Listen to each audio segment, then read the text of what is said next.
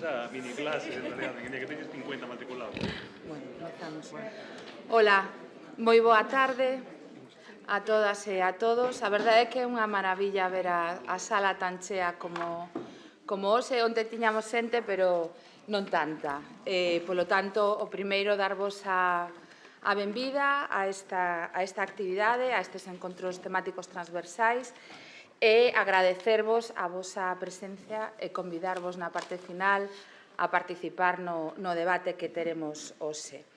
Ben, como xa comentamos onte na presentación desta actividade, os encontros temáticos transversais dende o patrimonio cultural número 1, está centrado na paisaxe cultural e o patrimonio territorial e ten un subtítulo que é Cara a un proxecto integrado ao territorio, que ten moito que ver co que intentaremos discutir aquí esta tarde.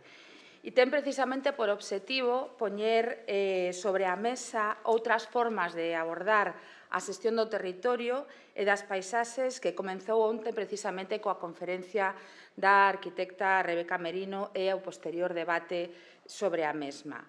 A finalidade fundamental destes encontros, a idea coa que naceron, era precisamente, como comentamos tamén onte, como comentou a coordinadora da sección de Patrimonio e Bens Culturais do Consello da Cultura Galega, facer unha reflexión profunda sobre diferentes temas que son importantes para o patrimonio cultural en Galicia, dende a súa identificación ata a súa valorización, investigación e, por suposto, xestión integral. E os temas sobre os que vai versar estes encontros temáticos foron escollidos dende tamén unha reflexión profunda e continuada que se fixo a partir dos moitos temas que se tocaron nas etapas anteriores da sección de Patrimonio, nos encontros monográficos co patrimonio cultural, nas distintas jornadas realizadas, a elaboración de informes e, fundamentalmente, o foro Patrimonio e Sociedade, como tamén salentou onte Teresa Nieto. Pero, sobre todo, a escolla dos temas xorde da identificación daqueles temas, daquelas temáticas que constitúen unha preocupación tanto para investigadores, como para técnicos, como para xestores, como para a cidadanía que pasaron por esta sala ou por outros espazos nos que o Consello desenvolveu as súas actividades nos últimos anos de redor do patrimonio cultural promovidas por esta institución. Para a sección de Patrimonio, era importante comenzar polo que vimos en chamar, o que dentro deste encontro, o patrimonio territorial. Unha de cusas manifestacións son precisamente as paisaxes culturais, porque, como se comentou onte, precisan dunha mellor e maior definición, de novas metodoloxías para abordar a gran complexidade da súa xestión e da busca de consensos que nos permitan, dende o coñecemento, encontrar ese proxecto integrado do territorio para Galicia, que é complexo porque engloba unha realidade moi heteroxénea na súa propia definición e percepción, na súa conservación, cada vez máis afectada por fenómenos globais dos que falábamos onte, e na súa abordaxe, incluso en como o empregamos como recurso. Dicía onte Rebeca Merino que a paisaxe ten dúas patas, a pata material e a pata cognitiva, que evidentemente inclúe a percepción da que falaba antes. Ambas poden ser definidas, interpretadas e valorizadas de moi diferentes maneiras que van a depender moito das abordaxes disciplinares, de aí a transversalidade disciplinar coa que afrontamos estes encontros temáticos transversais. Mas tamén van a depender dos intereses que cada xente teña na abordaxe desta materialidade, non digamos no aspecto cognitivo. Por iso, concordo bastante, aínda que non completamente, coa afirmación da investigadora de onte, cando dicía que a paisaxe é algo subxetivo. Tal vez o que sexa subxetivo é como nos miramos esa paisaxe, a mirada que proxectamos sobre esa paisaxe, e non tanto a paisaxe en si mesma.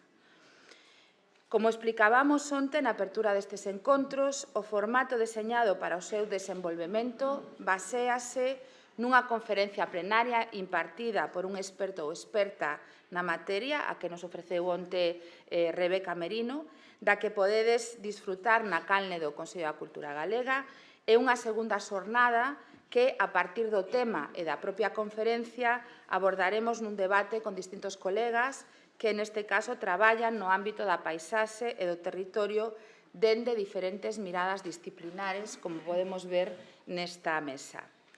Na intervención de Rebeca Merino, a investigadora fixo unha aproximación teórica e metodolóxica a estes dous conceptos, paisaxe cultural e patrimonio territorial, que en certo modo poderían ser redundantes, pero creo que non despois da conversa que tivemos onte con ela, e que precisamente emana da súa tese de doutoramento, criterios e método para un proxecto de itinerarios culturales, que a partir da mesma teríamos, como decía, que repensar. Unha metodoloxía que presentaba Rebeca Merino pensada precisamente para contribuir a xerar proxectos integrados no territorio. Unha metodoloxía que xera un incremento de valores patrimoniais.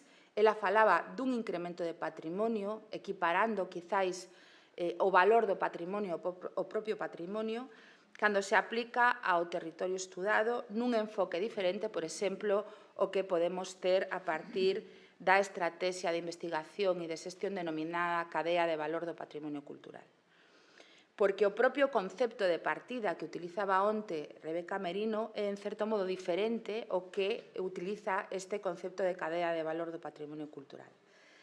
Arredor destas reflexións, trasladámoslles aos nosos convidados varias cuestións para o debate que teremos a continuación. Acompáñanme nesta mesa, comenzando pola dereita, Manuel Chaín Pérez, ele cedeirense, arquitecto pola Escola Superior de Arquitectura da Coruña, cun máster en Patoloxía e Restauración Arquitectónica, tamén na Universidade da Coruña, en 1995. E leva traballando na Dirección Xeral de Patrimonio Cultural da Xunta de Galicia dende 1988, onde é arquitecto facultativo e onde desempeñou diferentes postos como o de subdirector xeral de Conservación e Restauración de Bens Culturais entre 2011 e 2024. Asemade da súa experiencia neste organismo, interesábanos a súa bagaxe en múltiples traballos relacionados co patrimonio cultural e polas súas responsabilidades relacionadas coa supervisión e xestión de plans, programas, proxectos e intervencións de protección e conservación dos bens culturais de Galicia. José Antonio Cortez Vázquez, a miña esquerda, é profesor da Facultade de Socioloxía da Universidade da Coruña, foi titular dunha bolsa Intalent na Universidade tamén da Coruña entre 2017 e 2020 e dunha bolsa postdoutoral Marie Curie das Universidades de Manchester e Sheffield entre 2014 e 2016. Tamén foi profesor no University College of London e na National University of Ireland Galway e é doctor internacional en Antropoloxía Social pola Universidade Pablo Olavide en 2011 con premio extraordinario. En 2011 obtivo tamén o Premio Nacional Marqués de Lozoya. Ten 33 artigos en revistas de primeiro nivel e 5 libros, dirixiu proxectos de investigación internacionais e nacionais, obtídose convocatorias de financiación competitiva e participou en varios proxectos internacionais e nacionais, como un proxecto LIFE ou varios proxectos do Plan Nacional de Investigación e Desenvolvemento de España. A súa presenza nesta mesa ten que ver coas temáticas que abordan nos seus traballos alrededor da conservación e xestión dos territorios, como a súa tese doutoral, la naturaleza de los espacios protegidos, discursos, prácticas e legitimaciones en el Parque Natural Cabo de Gata-Níjar, ou proxectos como impulso a la bioeconomía rural revalorizando la ganadería extensiva de montaña vinculada a la conservación de la biodiversidad. Inés Sánchez Ribeira é profesora titular do Departamento de Enxeñería Agroforestal da Universidade de Santiago de Compostela, onde actualmente coordina o Máster de Planificación e Xestión Territorial da Universidade de Santiago de Compostela tamén. E tamén foi coordinadora do Máster Universitario en Xestión Sostible da Terra e do Territorio e secretaria do Programa de Doutoramento do mesmo nome. Foi directora xeral do Desenvolvemento Rural e da Axencia Galega de Desenvolvemento Rural, a GADER, da Xunta de Galicia, dende setembro de 2020 ata maio de 2024 e directora do Instituto de Estudos do Territorio da Xunta de Galicia entre xuño de 2015 e novembro de 2018. Inés é doutora en Enxeñería Agrónoma pola USC e a súa actividade investigadora desenvolveuse fundamentalmente dentro dos campos da ordenación do territorio, planificación do uso do solo rural, xestión da paisaxe, sistemas de información xeográfica, sistemas de axuda a decisión espacial, participación pública na planificación territorial e desenvolvemento rural. Como directora do Instituto de Estudos do Territorio, coordinou traballos para a elaboración da aprobación do catálogo das paisaxes de Galicia, a guía de cor e materiais de Galicia e a guía de caracterización, integración paisaxística de valados e iniciou a elaboración das directrices da paisaxe de Galicia e a estrategia de infraestructura verde. Esta experiencia dentro do ámbito da investigación e da xestión nos parecía moi interesante para incluíla tamén nesta mesa de debate. E, finalmente, Xosé Constela Vega, a miña dereita, é compostelán, doutor en Xeografía da Universidade de Santiago de Compostela e técnico especialista en Sistemas de Información Xeográfica. Profesor de Didáctica das Ciencias Sociais na Universidade de Vigo e de Xeografía no Centro Asociado da UNED en Pontevedra. Con anterioridade foi profesor e investigador das Universidades de Santiago de Compostela, A Coruña, Carlos III de Madrid e León. Obtivo o 17 Premio Ramón Piñeiro de Ensaio en Ciencias Sociais e Humanidades pola obra O colapso territorial en Galicia, unha lectura dentro do espazo da construción social do país, Galaxia 2018. E tamén publicou a obra Reimaxinando o universo urbano, unha visión sobre as cidades na posmodernidade de Baltimore a Santiago de Compostela, Laiovento 2010. Exerceu como xeógrafo urbanista na área de urbanismo e ordenación do territorio de IDOM, Galicia, entre 2008 e 2015 e ten publicado diversos traballos relacionados co pensamento e coa reflexión do territorio e co ensino das ciencias sociais. Este traballo no territorio é o que tamén nos parecía pertinente achegar a esta mesa de debate desta tarde. Bueno, despois destes currículums, quedamos abrumbados. Ben. Ben, pois presentados a temática que nos trae hoxe aquí, os membros da mesa, eu comezaba por, como dixen ao principio, trasladamos unha serie de cuestións que nos interesaba tocar na tarde de hoxe e, en primeiro lugar, plantexámoslle a cuestión dos conceptos polos que tamén comezou onte Rebeca Merino, de paisaxe cultural e patrimonio territorial. O primeiro, o de encontro temático transversal que se organiza onte e hoxe, parte dun concepto, en certo modo, recursivo e inverso, como decía ao principio, paisaxe cultural e patrimonio territorial, onde imos da dimensión espacial á cultural e da cultural á espacial. Sobre este aspecto tamén centrouse a conferencia de onte. Esta escolla dá unha idea da importancia que ten, como decía ao principio, para o Consello da Cultura Galega e para a sección de Patrimonio a cuestión do valor cultural da nosa territorialidade. A comprensión da paisaxe, que non deixa de ser un proceso e ao mesmo tempo un produto, pero tamén un recurso na súa clave cultural e patrimonial, dá idea da gran importancia para a construción cultural de Galicia que ten tanto o territorio como a paisaxe. Clarificar estes conceptos é para nós unha cuestión clave neste primeiro encontro nos anos 2025 e 26, no que abordaremos, como decía onte Teresa Nieto, a temática da paisaxe. Polo tanto, para nós é unha xestión importante non só na súa comprensión no pasado, no presente, senón tamén no futuro.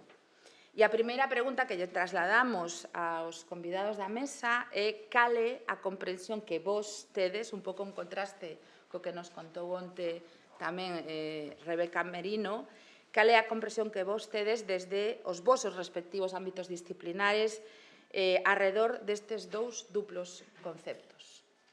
Non sei, que quere comezar? Comezas ti? Sí, ti. Empezou. Pois boas tardes. E, bueno, ante todo, agradecer ao Consello da Cultura a invitación, e especialmente a Teresa e a Rebeca e a Carlos por personalmente a invitación e o aprecio, o calor que un sinte cando está por aquí, unha unha casa que creo que casi de todos, xunto con vos. É certo que nos fixeron para preparar isto unha serie de 4 cuestións. Tamén é certo que nos dixeron, bueno, isto é fácil, non preparar nada, non é necesario proxectar, co cual, pois, eu personalmente o que dediquei estes días foi un pouco a ler, a repasar, casi máis a pensar, que é quizá o máis importante destas cousas, e aínda que ao principio pensei, porque tamén tiñamos esa invitación de buscar unhas imágenes, 3 ou 4 imágenes que ilustraran o que eu podía pautar contestando esas preguntas, logo desbotei, traer imágenes porque, entre as cousas que escoitei, o que foi director do Observatorio da Paisaxe en Barcelona, é que falando de paisaxes, as imaxes non axudan nada, o que parece contradictorio. Porque se un pon unha imaxe, o auditorio é moi probable que este obtendo unha información completamente distinta ao que o orador está contando. Porque se algo fan as imaxes, ou algo fai a paisaxe, é crear un sentimento, unha interpretación mental directamente na mente dos observadores. E, ademais, na maioría dos casos, diferente, ou particular ou propia. Cada observador ten a súa imaxe. Entre as cousas que anotei, ao mellor me tedes que perdoar, se me perdo en toda esta libreta que teño aquí escrita e indo para diante e para atrás, anotei un aforismo de un poeta chinés, Li Yutang, que probablemente coñezades, ou sin duda moitos dos que sabedes moito máis de paisaxe que a min, que di que a mitad da beleza depende da paisaxe e a outra mitad do hombre que está mirando. Eu creo que este é un concepto moi importante que non podemos perder cando estemos falando de territorio e de paisaxe. Onte, a conferencia, eu creo que a magnífica conferencia de Rebeca, densa, dixo Carlos, iba a decir complicada, creo que non é complicada, creo que é moi concisa, moi experta, decía ela logo falando, que neste tema, ou falando destes temas, é imprescindible que cada concepto signifique un aspecto concreto do que se quere decir. Eu creo que un dos problemas que vamos ter esta tarde, o que ten todo este tema de falar do patrimonio territorial e da paisaxe cultural, é que probablemente para os ámbitos culturais ou os ámbitos de especialidade que estamos aquí representando na mesa, probablemente para todos vós, que sodes hoxe un número moi importante de xente, cada concepto significa unha cousa distinta. E ás veces o que significan é moi importante para entender o que se quere decir desde cada ámbito. Para os que traballamos en patrimonio cultural, intentando xa responder un pouco á pregunta que nos facía desde o consorcio, para o patrimonio cultural, a paisaxe cultural é unha categoría dos bens culturais. Como foi, cando se empezou a falar de bens culturais, o que era un monumento, prácticamente o único concepto que había falando de aquel patrimonio histórico-artístico, que era como empezou, patrimonio histórico despois.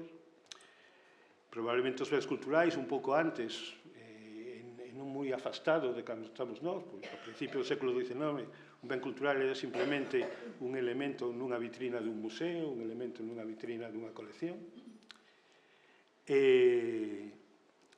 Pasou a ser un monumento, logo dixemos os arquitectos, eu creo que aí perdonarme o corporativismo, porque foron os arquitectos nos que por os anos 30, a principios do século XX, dixeron que os monumentos non tiña por que ser solo aquelas grandes construcións que foran pasando de xeneración en xeneración, de movimento cultural en movimento cultural, de movimento artístico en movimento artístico, sino que tiñan que ser tamén os edificios domésticos, a forma de construir as cidades.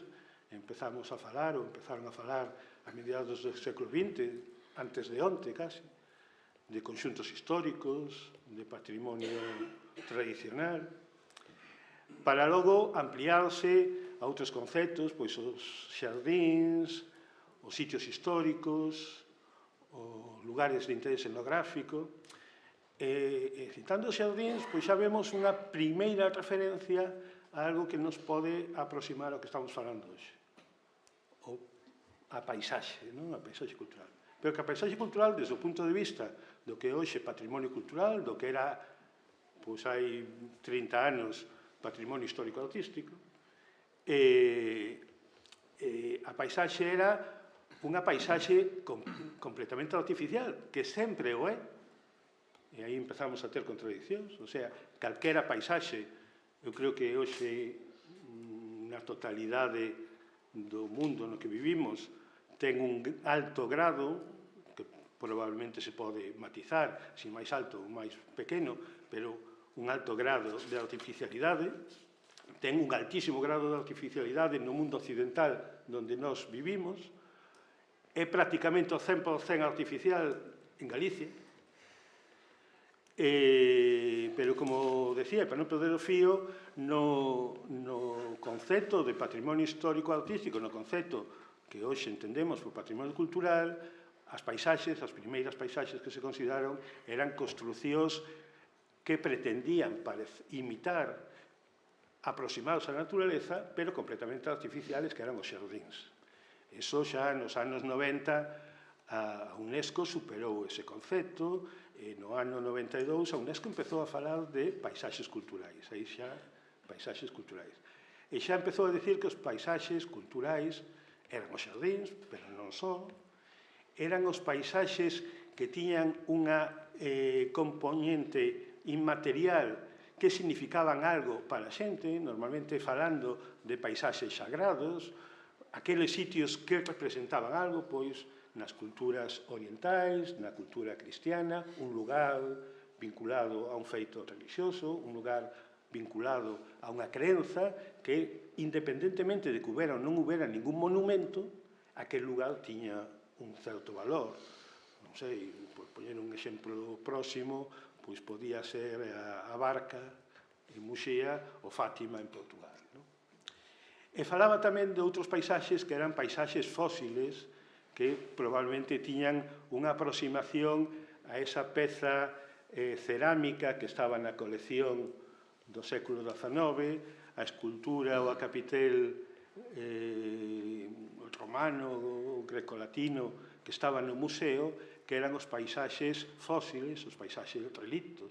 O sea, un paisaxe que por algún motivo, un motivo que sempre son culturais, igual que os habían formado, en algún momento da historia o habían paralizado en un punto concreto. E non había seguido evolucionando. Cuestión que é excepcional falando de paisaxes. E que, valorando ese feito cultural que o xerou e que logo o inmobilizou, pois valorábase como unha paisaxe cultural. Por poñer un exemplo, unha aproximación que hoxe en día non cumpliría todas estas particulares, podíamos estar falando da paisaxe das médulas.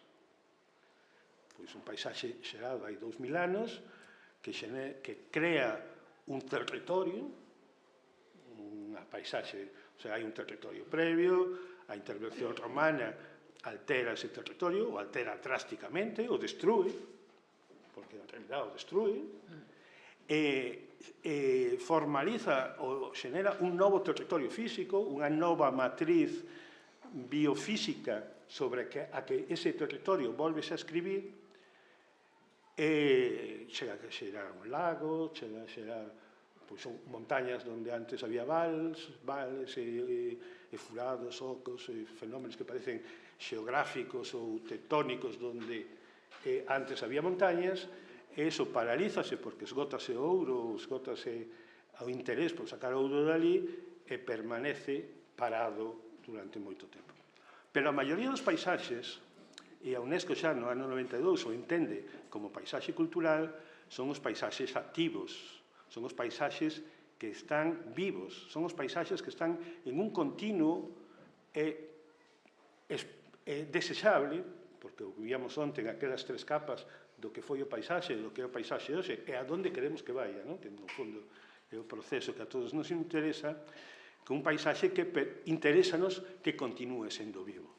Os outros tres paisaxes son máis ou menos interesantes, merecen todos eles protección, pero desde logo son os menos atractivos. O que non deberíamos aspirar, eu creo, como sociedade, é ter paisaxes fósiles, ter paisaxes en vitrinas, ou ter todo convertido nun xardín que, en el fondo, é unha construción intelectual.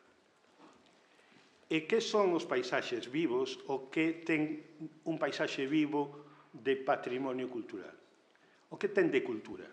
De cultura o ten todo, pero que de cultura o ten todo calquera actividade na que participe un ser humano.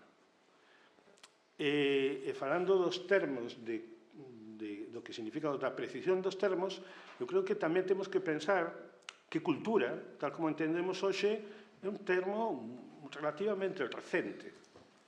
Pois eu creo, e desde logo non son lingüista, nin é un tema que me interese moito, pero eu escoitei unha vez a un director xeral de Belas Artes do Ministerio de Cultura, magnífico profesional do mundo da historia, que ele explicaba, deu-nos unha magnífica conferencia explicando que cultura o que significaba era traballar o campo.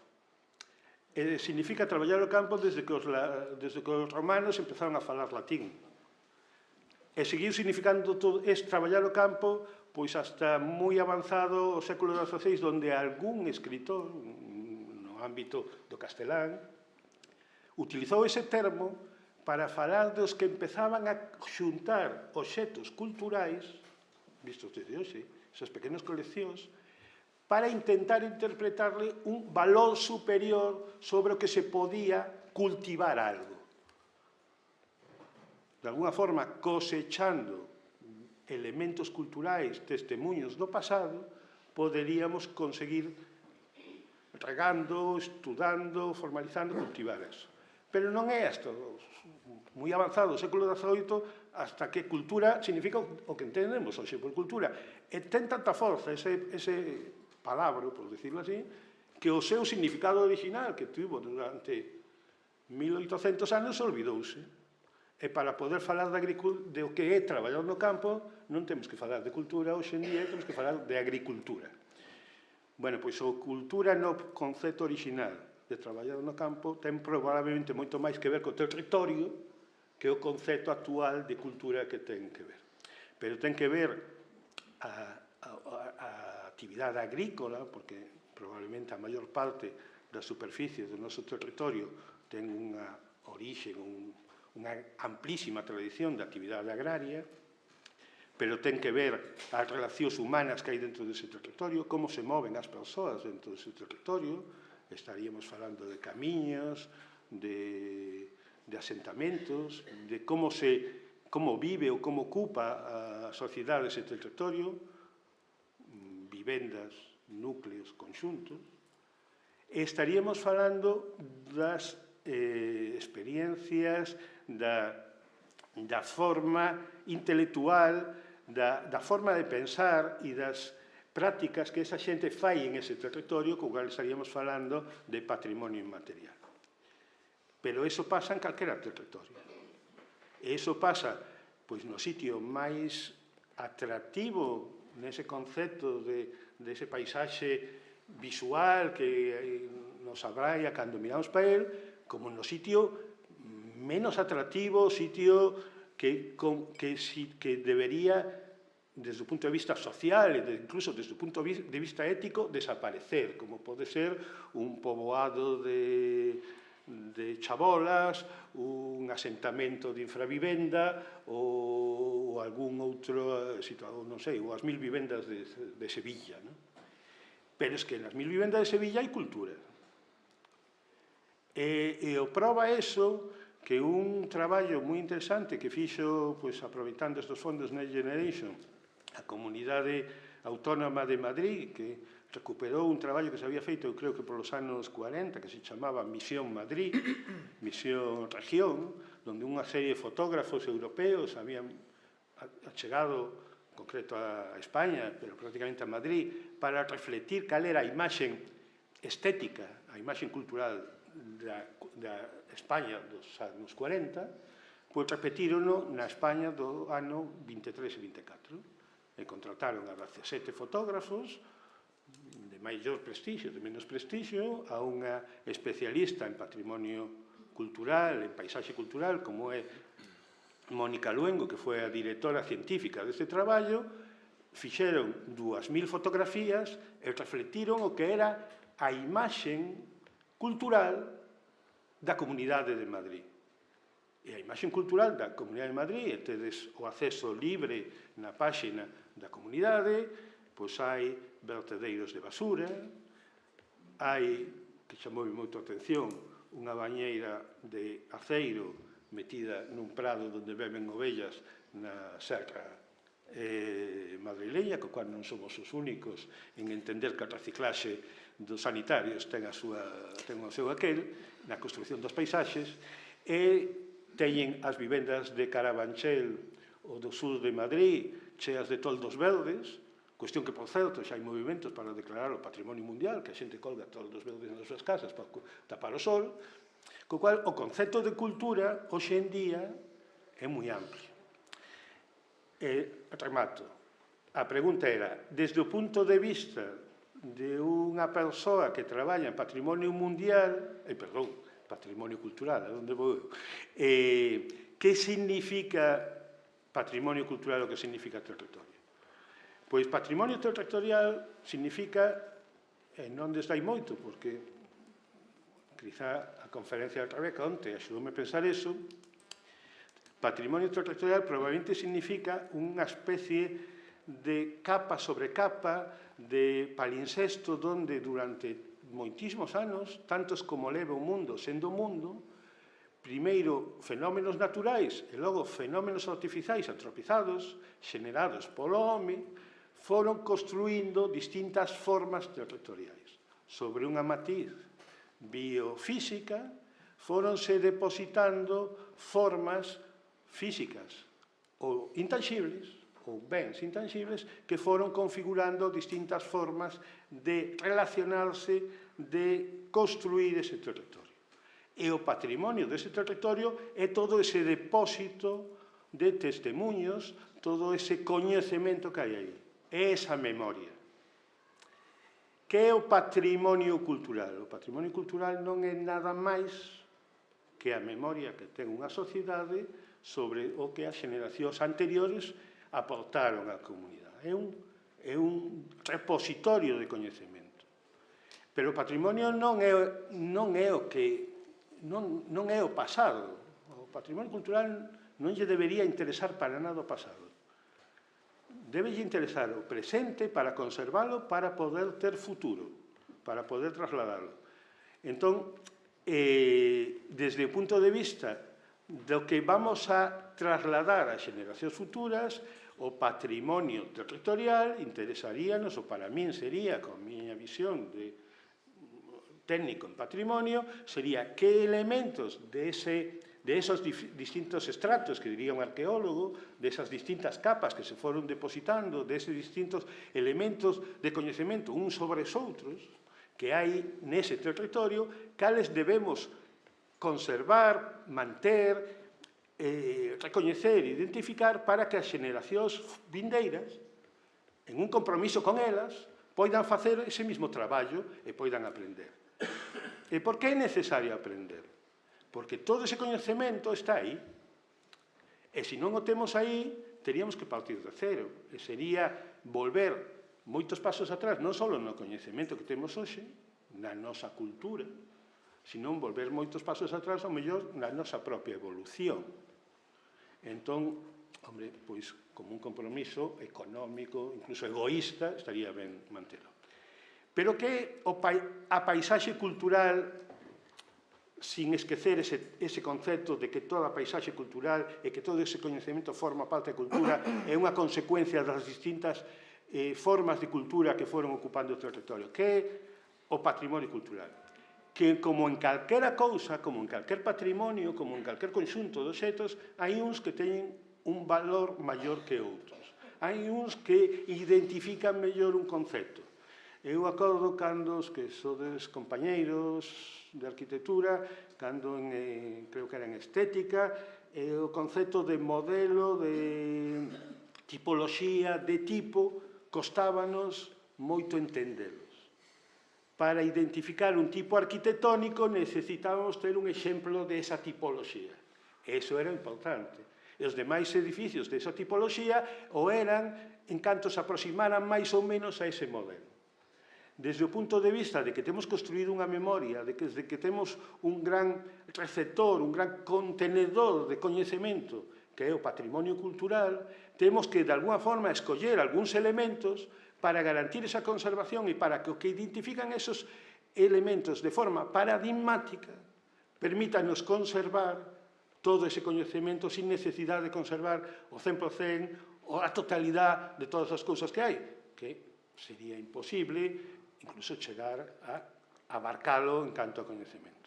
Eu creo que o concepto de patrimonio cultural, desde o punto de vista da visión de patrimonio cultural, é aqueles teselas de paisaxe, aqueles anacos de paisaxe, en nos que, dunha forma común, consensuada, en a que, con maior participación, todos unha sociedade este de acordo que é o que mellor identifica unha dos elementos da paisaxe, que é a imaxe que ten un territorio, para garantir que se vai conservar o mellor posible. Pero conservar o mellor posible, en ningún caso, falando de paisaxes evolutivos, significa inmobilizalo. Significa que siga avanzando sin alterar aquelas estruturas, aquela forma primixenia que lle permitiu chegar hasta ali. Sobre esa forma primixenia, mellor, en outras respostas, podemos falar. Moi ben, moitas grazas, Manolo. Ti mesmo, preferes, Inés? Deixámosche. Bueno, antes de nada, eu quería agradecer o convite de novo ao Consello da Cultura Galega, que, bueno, é un placer sempre participar nestes debates tan interesantes.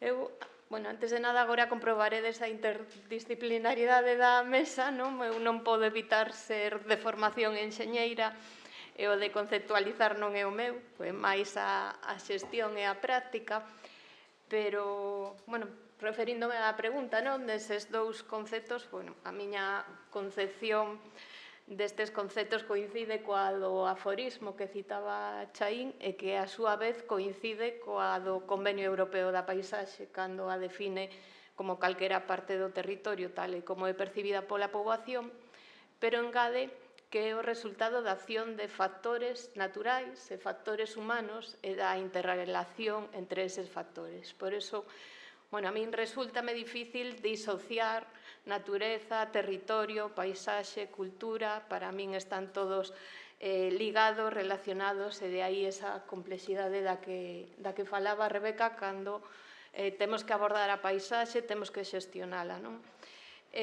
Bueno, falouse da Lei de Patrimonio Cultural e da definición de paisaxe cultural, onde esta complexidade, esta interrelación entre todos estes elementos está ben definida, pero iso tamén se dá pois dende outras disciplinas, dende outros instrumentos. A min os que me son máis cercanos son, por exemplo, os instrumentos de protección, xestión e ordenación da paisaxe, nos que traballei xa fai bastantes anos, e que están incluídos na Lei de Protección da Paisaxe de Galicia, que a súa vez recolle e aplica esta definición do Convenio Europeo. E seguindo esa definición, como non pode ser de outro xeito, os valores culturais e patrimoniais son sempre indispensables en calquera análise ou estudo da paisaxe. Unhas veces poden predominar máis, outras menos, pero sempre están presentes. Eu lembro, por exemplo, cando traballábamos na planificación das áreas de especial interese paisaxístico, elaborando o catálogo das paisaxes, non podo deixar de mirar para ele porque teño a dous excompañeiros do Instituto de Estudos do Territorio que tamén traballaron neste catálogo. E, bueno, eu lembro nesas áreas de especial interese paisaxístico como algunhas xurdían exclusivamente dun valor patrimonial ou cultural relevante, non? Outras xurdían de valores naturais ou de outros tipos de valores, pero que si tiñamos claro é que cando confluían nun mesmo ámbito territorial valores relevantes, tanto naturais como culturais, nese caso tiñamos bastante claro que ese era un ámbito de especial interese paisaxístico, non? Pois simplemente a modo de exemplo de como aplicábamos esa definición do convenio da paisaxe, esa interrelación entre os factores naturais e culturais. Eu onte non puden asistir presencialmente, pero seguín a conferencia e o debate posterior online. Teresa falaba de como no catálogo non se consideraba na delimitación das unidades de paisaxe pois eses valores culturais. Eso dame pé, síntome en certa medida responsable de falar un pouco deste traballo e ademais de falar doutros aspectos que se comentaban onte como a necesidade de dispoñer de información e de datos sobre eses elementos e valores do territorio para poder xestionalo. É certo que na delimitación das unidades de paisaxe que fai o catálogo faise fundamentalmente en base a variables biofísicas, climatolóxicas, xeomorfolóxicas e de uso do solo. Faise así por moitos motivos. En primeiro lugar, porque era como se facía nos catálogos que tiñamos de referencia de outras comunidades autónomas, porque era o que atopamos nese momento en traballos científicos similares, e tamén a experiencia previa que tiñamos en Galicia, por certo, no Plan de Ordenación do Litoral, onde tamén se delimitan unidades de paisaxe, nese caso exclusivamente en base a criterios xeomorfolóxicos. Pero é certo que se consideraban variables fundamentalmente biofísicas, e digo fundamentalmente porque unha delas, o uso do solo, como comentou Chaín, é o froito e o resultado da actividade do ser humano sobre o territorio. En Galicia, eu tiña pensado dicir que o 99% do territorio é o resultado desa actividade humana. Coincido con Chaín en que prácticamente a totalidade coloca ese valor cultural ligado e vinculado ao territorio, a ese uso do territorio que comentaba Chaín, en certa medida está aí. Sobre todo cando se considera o patrón espacial do uso do solo, que é o que facíamos, o que se consideraba é como está distribuído espacialmente no territorio eses usos e como se relacionan entre sí no espacio. Creo que consigue captar mellor eses valores culturais. Pero sí é certo que eran variables fundamentalmente biofísicas, o cal non quere dicir que non se considerara a inclusión de variables culturais, pero aí vamos ao punto que comentábamos antes de que o primeiro que fai falta é dispoñer desa información a escala necesaria para o ámbito territorial, neste caso de toda Galicia, e coa precisión necesaria para unhas unidades que eran dunha escala bastante grande. Iso entronca o que debatíades onte ao final da sesión, de esa necesidade de recoller esa información, plasmar esos valores do territorio para que cando chega un proxecto poder avalialo correctamente e non ir a remolque. Para poder xestionar algo, pois o primeiro é coñecelo. Pero éramos conscientes dese feito, despois as unidades de paisaxe, os tipos de paisaxe asociados a esas unidades tratáronse de caracterizar en función dos valores culturais que se presentaban nelas, recollendo toda a información inventariada e catalogada, pois leváronse a cabo unhas análises que se correlacionaron coas unidades de paisaxe. Eu creo despois temos a oportunidade de falar tamén sobre a necesidade de incorporar o valor social nestes traballos, a necesidade da participación pública, porque eu creo que aí tamén se incorporaron eses valores. Pero, deixando o tema do catálogo, se podemos despois retomamos, e voltando a esa relación íntima entre os valores naturais, os valores territoriais, culturais e patrimoniais, que como he comentado ao principio, creo que é algo común a moitas disciplinas, a diferentes investigacións ou instrumentos de planificación territorial. E a modo de exemplo, gustaríame citar un no que traballamos recentemente, pero creo que é un exemplo de integración de todos estes valores. Aínda nun eido que pode parecer tan diferente como pode ser o da infraestructura verde, máis vinculado igual ao patrimonio natural, pois nesta política ou neste instrumento de planificación territorial como infraestructura verde falase ou abórdanse tres tipos de servizos dos ecosistemas ou da natureza. Os primeiros son os de abastecemento, os segundos os de regulación e os terceiros os culturais. Os servizos culturais da natureza ou do territorio, que incluso dentro deste instrumento que nos pode parecer doutra disciplina, están sempre presentes ou deberían estar sempre presentes nesa planificación da infraestructura verde. Só a modo de exemplo de como dende diferentes disciplinas científicas, desde diferentes instrumentos, dende diferentes políticas, se aborda esa xestión conxunta de todos os valores e os elementos do territorio para chegar a ese proxecto integrado no territorio. Ou polo menos como se debería facer, porque tamén, e con isto remato, onde falaba Teresa da ordenación do territorio, que eu creo que é a disciplina que por esa visión holística que debería integrar todos estes valores e elementos territoriais. Nada máis. Moitísimas grazas, Inés. Non sei se queres continuar, tío, ti? Buenas. Bueno, quería empezar por agradecer a Manuel Chaín esa referencia a las 3.000 viviendas. Yo me crié al lado de las 3.000 viviendas y en las 3.000 viviendas hay cultura y en las 3.000 viviendas hay paisaje. Vale.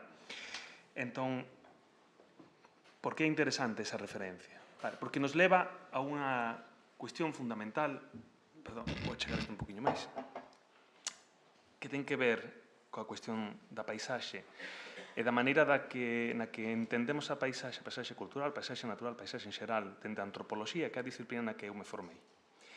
Ese comentario de Chaín nos leva a unha cuestión que é quen define a paisaxe e como se usa. Dende a antropoloxía, nos achegámonos á cuestión da paisaxe dende dúas vías distintas. Unha, a paisaxe como concepto.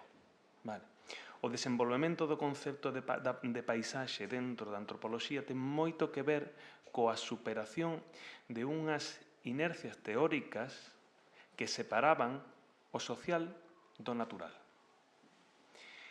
A idea de que o espazo, de alguna maneira, condicionaba o desenvolvemento cultural dunha comunidade, ese determinismo ecolóxico que dominou na antropoloxía durante décadas, casi séculos, ou a versión opuesta que reivindicaba a emancipación completa da cultura en relación co medio que a rodeaba, a cultura dunha comunidade.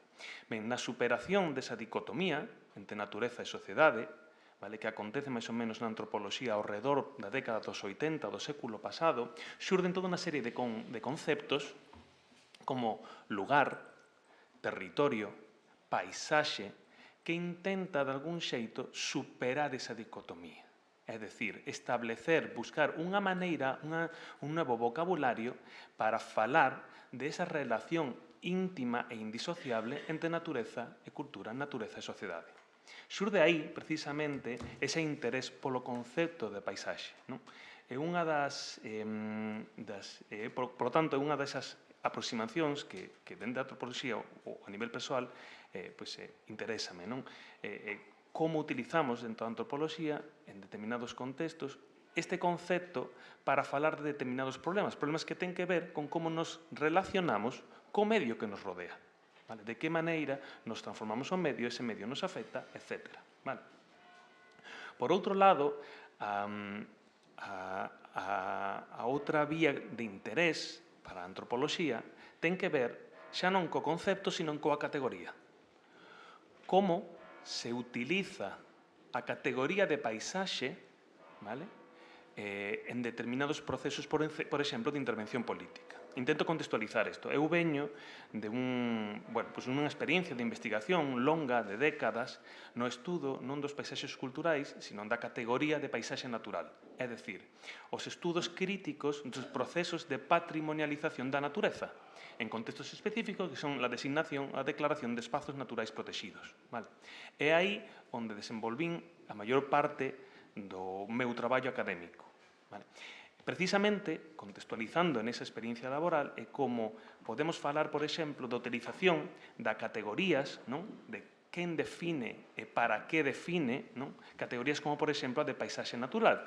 En ese sentido, podemos ver precisamente como, históricamente, a utilización destas categorías ten moito que ver coa creación de determinados territorios, a designación de determinados territorios como merecedores de protección e, polo tanto, como merecedores de alguna maneira, de xeración dunha especie como de barreira protectora que os protexa, valga a redundancia, vale? Das dinámicas de producción, consumo, expropiación e explotación propios do desenvolvemento capitalista. Non? Entón, é interesante para a antropoloxía nese contexto como se utiliza, para que fins se utiliza conceptos como, por exemplo, paisaxe natural. Ben, o interesante, en ambas liñas, vale? Eu non me vou estender moito, o interesante é como tanto a análise da idea de paisaxe como concepto é un campo vivo, vale? Seguimos indagando en esta cuestión da paisaxe, unhas das liñas, por exemplo, de indagación, hoxe, que é moi interesante, é como podemos estender, non? A importancia e a esencialidade de determinados elementos non humanos na configuración das paisaxes. É un traballo moi interesante que seguro que hai xente aquí que o coñece, non? Hai unha antropóloga que se chama Anna Tsing, que escribiu un libro fai 8 anos, máis ou menos 8 anos, que se chama A seta no final do mundo. E fala moito, fai un traballo de antropoloxía das setas, os hongos, non? E fala moito de a aparición de determinados especies en contextos de total degradación ecolóxica. Non? É unha seta que medra en aqueles contextos especialmente degradados, especialmente plantacións de piñeiros en solos especialmente degradados, ecosistemas que de algún xeito ten moito que ver con Galicia tamén, ainda que o traballo non é en Galicia. Unha das cousas que esta antropóloga intenta poñer sobre a mesa é a importancia destes hongos como facedores de paisaxe. E de algún xeito que pretende é extender a esencialidade que, polo xeral, en ciencias sociais temos a dar única e exclusivamente aos seres humanos, intentar extender esa esencialidade tamén a determinados seres non humanos. Que veño a decir con isto? Simplemente que o concepto de paisaxe, dentro da antropoloxía, e non solamente ten que quedar na antropoloxía, sino en xeral, é un concepto vivo que se está reinventando, repensando, recualificando, etc. E iso é unha das cousas que a mí me interesa en particular, non? E que de algún xeito, pois pode xerar bastante debate aquí. E o outro, a súa utilización como categoría. A historia, vale, de políticas, por exemplo, políticas patrimoniais que, baixo a legitimación que dá conceptos, categorías como a de paisaxe, pretenden, por exemplo, protexer determinados territorios, non? Pois as historias, precisamente, que hai detrás das dinámicas desas políticas de conservación, como se van transformando, etc. E que papel vai ocupando, precisamente, esta categoría na defensa ou non defensa, cuestionamento ou non cuestionamento de estas políticas de conservación. Entón, resumo. A nós, desde a antropoloxía, interésanos en esta doble vía, como concepto e como categoría. E penso que isto vai intentar, de alguna maneira, ou va reverberar con algúns dos debates que imos plantexar tamén aquí, como o debate en relación ao termo patrimonio territorial, no que conceptos como patrimonio, conceptos como territorio, ten tamén ou podemos plantexar esta doble aproximación tamén, non? Como concepto e categoría. Moitas grazas, José. E quedanos que... Bueno, boa tarde e moitas grazas ao Consello da Cultura Galega por convidarme, a Teresa e a Rebeca e a Carlos, non? Darme a oportunidade de falar bueno, de algo que me apaixona e de reatoparme con algunhas caras coñecidas. Dá hasta un poquinho de pudor dicir algunhas cousas, non? Eu debo comezar confesando que eu non me atopo entre os siareiros acérrimos ao concepto de paisaxe, nin como concepto, nin como categoría, cando falamos de territorio ou cando falamos da súa xestión ou como apelida estes encontros cara a proxectos integrados do territorio, non? E explicarei brevemente por qué.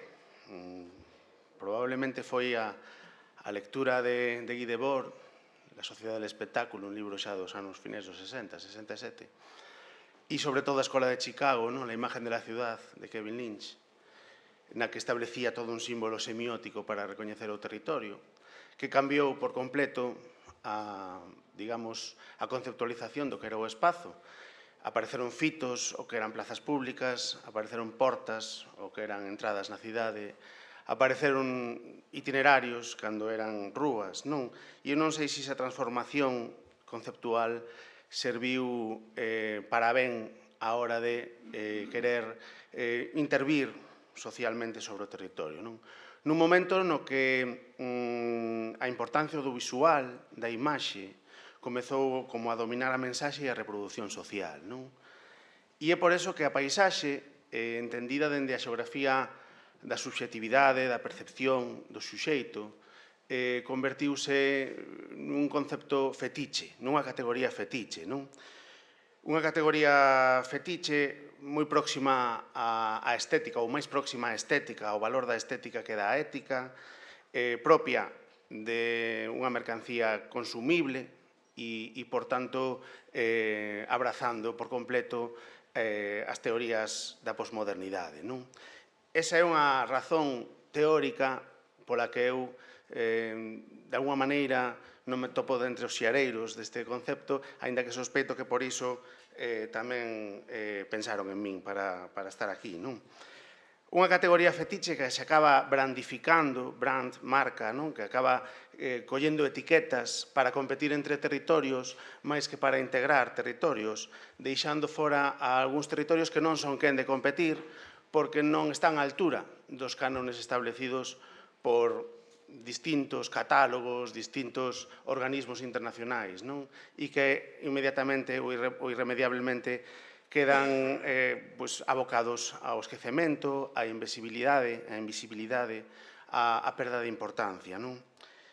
Pero, ademais, unha repercusión da imaxe nun momento no que o territorio vivía a perda do seu valor de uso en detrimento do valor de cambio, iniciando así todos os procesos de despregue da especulación, do espolio, da mercantilización e da artificialización do territorio, non? E é por iso que, claro, cando falamos de paisaxe, cando falamos de olladas e cando falamos de percepcións, eu vexo máis riscos, moitas veces, que digamos, vantaxes nesta, digamos, tarefa de xestionar o territorio.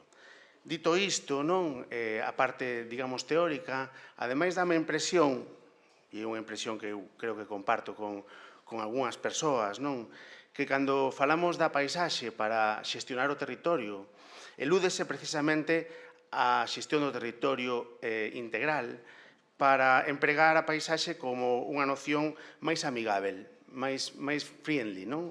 Como máis naif. Algo que preocupa menos os veciños. Non estamos entrando nas categorías xurídicas do solo, que descansan sobre o planeamento urbanístico, nin tampouco estamos a desenvolver a famosa Lei 1/2021 de ordenación do territorio, que, bueno, sigue aí á espera de que lle deamos un pulso, non? E, en cambio, facemos ordenamento de unidades paisaxísticas, non? O cal me parece genial, pero non acaba de entrar na raíz do problema, non? Que é que, por un lado, a falta de a inacción a nivel territorial, o desconcerto do planeamento urbanístico e a cantidade, digamos, inxente de categorías sectoriais, desde o punto de vista agrario, industrial, patrimonial que existen, acaba por xenerar unha especie de nebulosa que me temo que máis que ir cara a territorios integrados o que fan é ensalzar ámbitos concretos do territorio a protexer competindo e deixando outros as mans de, pois, podemos chamar axentes que o que aspiran é a ter o territorio como un recurso. Por iso eu douvos unha definición que esta mañán redactei, non está sacada de ningún manual de xeografía, e un pouco provocadora tamén. Eu sei que pretende tamén ser iso. Dese primeiro concepto de paisaxe ou paisaxe cultural. E trasladovos que para min a expresión formal e estética que resulta de comprender e empregar o territorio só como un escenario pasivo,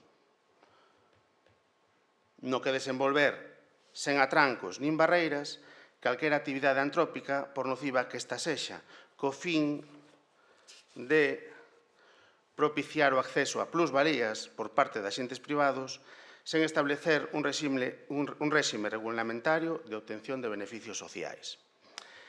Eu, claro, isto aprendino cando fun, por exemplo, a traballar na Ribeira Sacra con comunidades locais que moitas veces reciben documentos dende arriba e que non entenden moi ben como encaixa a súa granxa, a súa pequena, digamos, explotación en todo ese discurso, todo ese discurso paisaxístico que, de alguna maneira, parece que vai a traer un montón de beneficios e de réditos sociais, pero que non están claros nin escritos en ninguna parte de maneira regulamentada.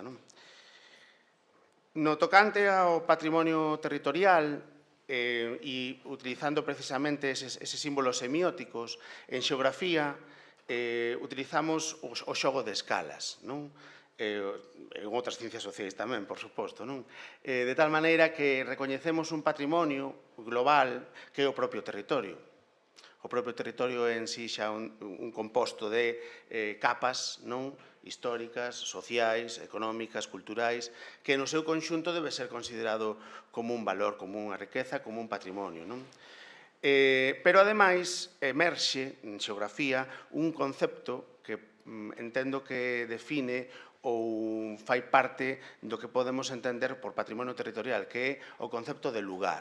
Un lugar que non ten por que ser un caserío, non ten por que ser unha aldea, un lugar pode ser un souto, unha carballeira, un meandro dun río, é dicir, calquera espazo pode ser un lugar. Esa xustaposición de lugares que teñen evidentemente unha carga perceptiva, sentimental, teñen unha serie de valores intrínsecos, e elementos que consideramos patrimoniais. Polo tanto, os cercos, os parrados, os chans empedrados fan parte do lugar a outra escala.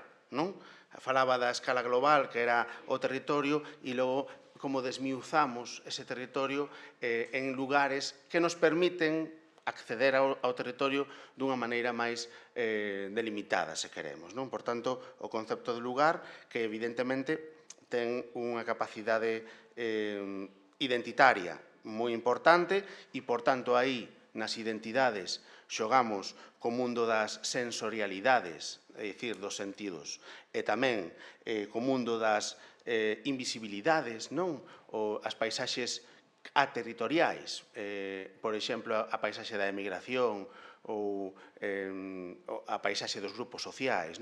É dicir, que pode existir por aí un patrimonio territorial non adscrito, por dicirlo de alguma maneira, pero, ademais, entendemos que, dende a xeografía, ou polo menos dende a xeografía crítica, que o concepto de paisaxe cultural e tamén de patrimonio territorial está vinculado a unha idea de poder. É dicir, nos vemos, polas nosas condicións socioeconómicas e culturais, as paisaxes que queremos ver, apropiándonos delas e, de algún xeito, iso controla as relacións sociais e tamén os nosos comportamentos, de tal maneira que sabemos que hai paisaxes nos que nos temos que comportar dunha maneira e outros nos que nos temos que comportar de outra, non? Aproveitando patróns de lexibilidade, é dicir, como lemos a paisaxe dende un punto de vista máis colectivo ou comunitario, non?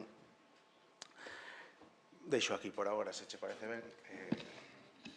Bueno, non está nada mal para empezar con a primeira pregunta de Catro. Non quería facer agora un resumo, non? Porque senón non nos vai a dar tempo, pero creo que non teño claro se despois da conferencia de onte e o que acabamos de escoitar temos máis claro cara onde vamos ou non. Pero a idea era esta, non? De feito. En certo modo, provocarnos sobre diferentes definicións que non solamente teñen que ver cos nosos ámbitos disciplinares, sino tamén coas nosas propias experiencias de vida e profesionais, non? Indo desde o concepto que está asociado con aquilo que debemos salvagardar para o futuro como elemento significativo a aquel outro que está relacionado coas cuestións de poder, non? Vamos a quedarnos aquí. Ben, a segunda cuestión que lles plantexábamos e que sigue un pouco nesta liña é outro aspecto que tamén nos parecía importante e ten que ver tamén con algo que se comentou moito onte coas cuestións do valor, do concepto de valor que se incrementa a estas paisaxes culturais e estes territorios. Pois paisaxe cultural e patrimonio territorial posúen uns valores tanto do propio lugar, nesa condición espacial. Pensemos, por exemplo, na paisaxe cultural que foi declarada como ben de interese cultural no arquipélago de Salvora e San Vicente, aquí en Galicia, o primeiro que se declarou como tal, como dos bens patrimoniais que integran esas paisaxes, os muros que separan as leiras, as fábricas, a aldea, o cruceiro, os hórreos, etc. E como se relacionan entre sí. Falábamos onte no final que non era tanto unha cuestión de separar aquilo que consideramos cultural e natural, sino como se establecen relaciones entre o cultural e o natural e os elementos que conforman esta paisaxe. De feito, temos aquí o que encabezou no seu momento o informe que fixemos desde o Consello en relación a este ben de interese cultural. Ben, ambos, lugar e bens, constitúen un sistema vivo e complexo no que natureza e cultura, como decíamos antes, son absolutamente inseparables. E neste sentido, viña a segunda pregunta que vos facía. Podemos separar no concepto de paisaxe o cultural do natural e, concretamente, debemos facelo. Creo que, en parte, xa foi respondido isto con moitas das cuestións que tratamos antes, porque se temos en conta as definicións que estamos manexando, como o Convenio Europeo da Paisaxe, o Plan Nacional de Paisaxe Cultural ou a nosa propia Lei de Patrimonio Cultural de 2016, ambos son indisociables e a acción humana será a súa manifestación sobre o medio físico e a simbiose que forma entre ambos é o que consideramos como paisaxe ou como territorio. Nese sentido, podemos separalas ou debemos entenderlas xuntas e que opinión vos merece a vos tamén desde a vosa práctica disciplinar, non? E agora vamos a empezar por ti. Por mí? Sí. Vale. Vale, entón, hai dúas preguntas distintas. Podemos e despois debemos. Vale. Podemos, sí. Sí, claro que podemos. E de feito facémolo. Continuamente.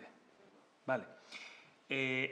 Detrás da cuestión de paisaxe, detrás da cuestión de patrimonio, hai toda unha división do traballo de protección, pero tamén hai toda unha división do traballo de coñecemento de aquilo que queremos protexer. E non hai nada máis evidente neste sentido que a división entre os departamentos de patrimonio natural, protección de patrimonio natural e protección de patrimonio cultural. Hai toda unha división no traballo de produción de coñecemento que non é novo, e que emerxe no eido, no contexto histórico da modernidade. Non é nada novo. Entón, sí, claro que podemos. feito estamos facendo continuamente. E iso é unha das cousas que hai, dentro de estudios críticos, da antropoloxía ou da ecoloxía política en xeral, máis nos interesa cando nos aproximamos á utilización das categorías. Como se utiliza esta categoría? Non esta categoría, por exemplo, de paisaxe ou paisaxe natural. Non?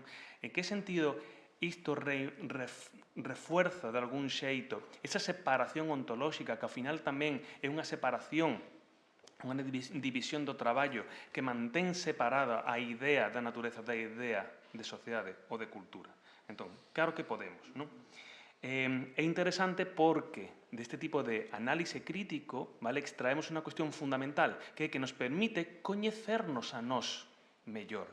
É dicir, analizar como separamos no traballo, por exemplo, de conservación aquilo que é natural, daquilo que é cultural ou social, e como distribuímos entre departamentos e consellerías distintas e departamentos universitarios distintos no traballo tanto de conservación como de produción de coñecemento daquilo que vamos a conservar, vale? O que estamos facendo é manter precisamente todas unhas reglas de xogo e unha forma de organizarnos socialmente e en relación co medio ambiente, vale? Co medio que nos rodea, vale? Que é interesante, é ilustrativo, permítenos achegarnos a como nos relacionamos co medio, precisamente estudando este tipo de conceptos como categorías. Ben, debemos, como concepto, non, por suposto que non. Unha das cousas que revela precisamente o análise crítico da utilización destas categorías é que non reflexa precisamente a relación íntima e indisociable entre natureza e cultura, vale? Entre natureza e sociedade. Conceptos como paisaxe permítenos precisamente explorar como precisamente de determinadas comunidades se articúlanse visións, representacións, sentidos do medio, vale? Que de algún xeito problematiza, cuestiona, vale?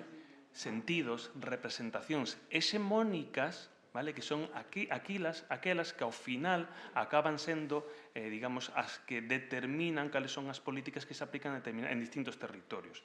Entón, ese tipo de análise de como, por exemplo, determinadas comunidades dan mostra, non? De unas formas de entender, dunhas formas de relacionarse, de sentir co medio que os rodea, vale? O que nos permite ver, por un lado, é que esa separación entre natureza e sociedade completamente ficticia xurde no marco da modernidade e sigue sendo hexemónica, vale? E, por outro lado, tamén nos muestra, efectivamente, que hai outras maneiras tamén de entender o medio, de entender a paisaxe, non? Isto ven, de novo, de volta a esa anécdota, non, que comentaba antes, do tema das 3000, non?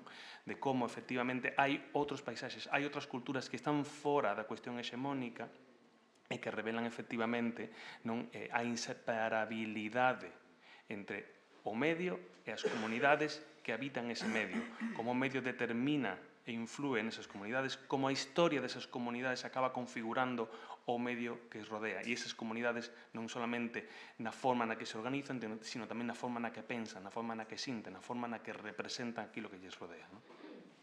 Ben, clarísimo.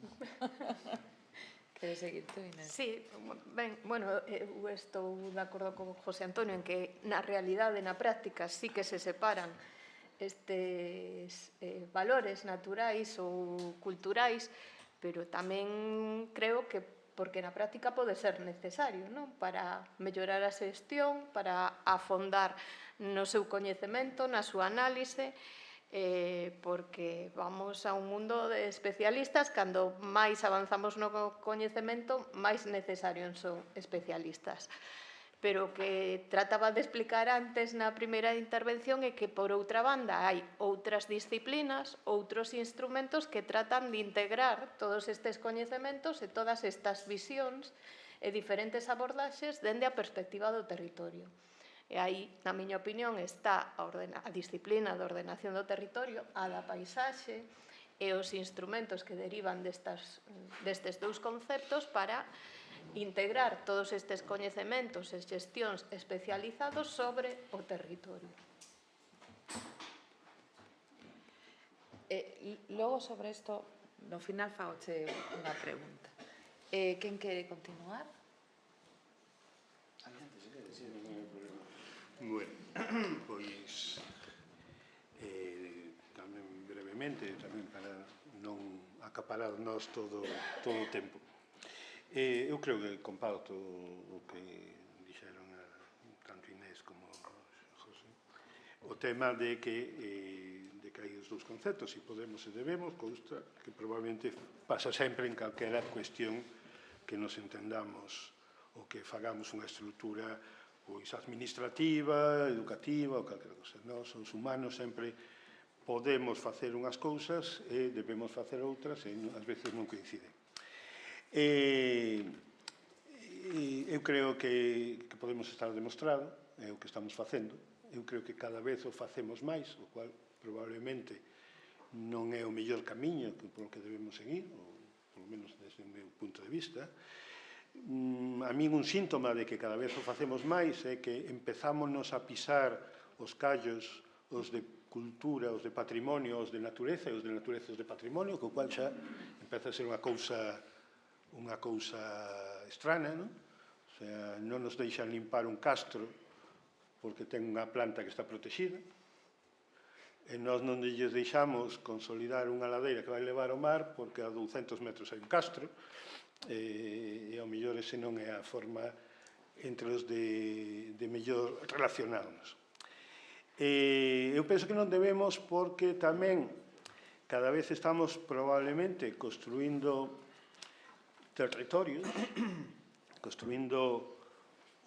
territorios que ten unha imaxe, unha nova paisaxe cada vez máis artificiais, probablemente máis urbanos, en donde empezamos a botar de menos a natureza, porque no fondo somos debedores de la natureza. Entonces naturalizamos, que é un concepto que a min é completamente artificial e que me parece estrano. E últimamente xa vin varios proxectos en donde se pretenden naturalizar cousas. Se pretende naturalizar un río que está no medio dunha cidade. Ou se pretende naturalizar un parque que é un xardín porque pensamos que é pouco natural. E os conceptos de naturalizar ou naturalizamos unha escombreira dunha mina, estuvemos hai pouco, conseguimos facer o biotopo máis importante e máis natural de Galicia, co cual ten mérito. Nós xa fixéramos aquí en Galicia a definición de fervenza natural, co cual facer biotopos en escombreiras tamén pode ser que cheguemos. Entón, eu creo que non debemos. Pero para non deber, eu creo que hai que cambiar o paradigma de como actuamos. E iso non supón só considerar que os valores naturais e patrimoniais do territorio, da paisaxe, hai que telos en conta, senón que supón que os valores naturais e patrimoniais da paisaxe, patrimoniais desde o punto de vista culturais, os valores naturais e culturais da paisaxe, os valores culturais e naturais do territorio, teñen que ser o punto inicial de calquera intervención territorial. E o primeiro para facer calquer cousa, o primeiro que hai que facer para facer un proxecto de arquitectura é saber cal é a resistencia ao solo, por onde sale o sol e por onde se pon, de que lado veñen os ventos e o sitio onde estás. Pois o primeiro que hai que facer para facer unha planificación territorial ou para diseñar unha autovía ou para decidir onde pos os aeroportos é saber cal é a estrutura natural e antrópica, é dicir, cultural, dese territorio. E hoxe en día, o aspecto natural e o aspecto patrimonial é un informe sectorial que se pide con un prazo de un mes ao final dun procedimento administrativo longuísimo en donde alguén xa decidiu todo e lles preguntan aos de patrimonio se lles parece ben o que van facer coas águias e a nós o que van facer cos muros de pedra seco. E así é moi difícil. Así é moi difícil. Pero eu entendo que non se trata de decir que un valor vale máis que outro, ou que hai que ter os dous, é que se trata de cambiarlo todo.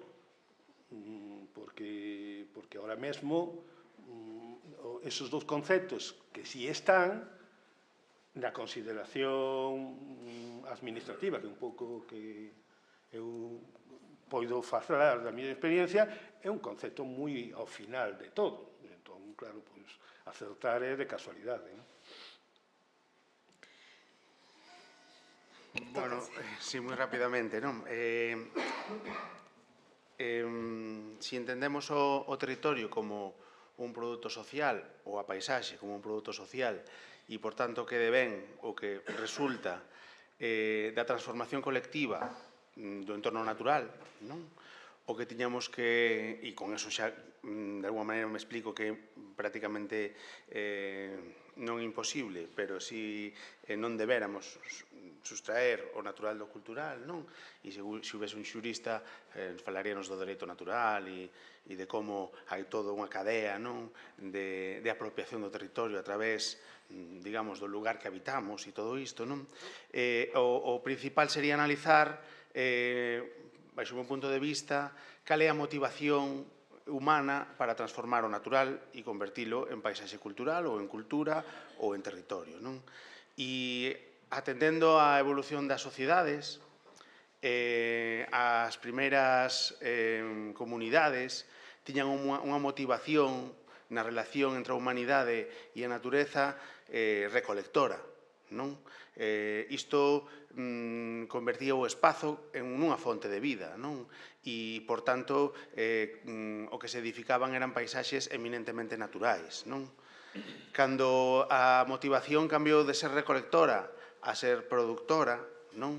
Tanto na primeira fase preindustrial ou campesiña, dando lugar a un paisaxe de agras, onde o espazo se entende como un recurso, xa non como fonte de vida, nin como elemento de protección, sino como un recurso do que extraer algún tipo de excedente, non? Inmediatamente cambiamos a motivación de recolectora a productora, dando lugar a un primeiro paso de distanciamento entre o natural e o social ou cultural, non? Para acabar coas sociedades actuais, probablemente non tanto na cosmovisión latinoamericana, máis propia, como dicía José Antonio, da modernidade europea, non? Nas sociedades do consumo, é dicir, a motivación agora xa non é productora nin tampouco recolectora, sino que a motivación é consumir territorio, consumir recursos, a través de imaxes ou a través da propia maquinaria do espolio, xerando paisaxes artificiais que, de alguma maneira, como comentaba tamén Chaín, a consumación da separación do natural e do cultural, non? O risco ou o perigo é que nas primeiras paisaxes, as que facía referencia, paisaxes naturais ou de agras, cando a motivación era recolectora ou produtora en primeiro estadio, asistíamos a construcción social dun sistema que era feble, porque podía romperse en calquera momento, pero era moi complexo. Complexo no sentido de que cada parte do territorio podía cumplir con unha ou máis funcións ao mesmo tempo, non?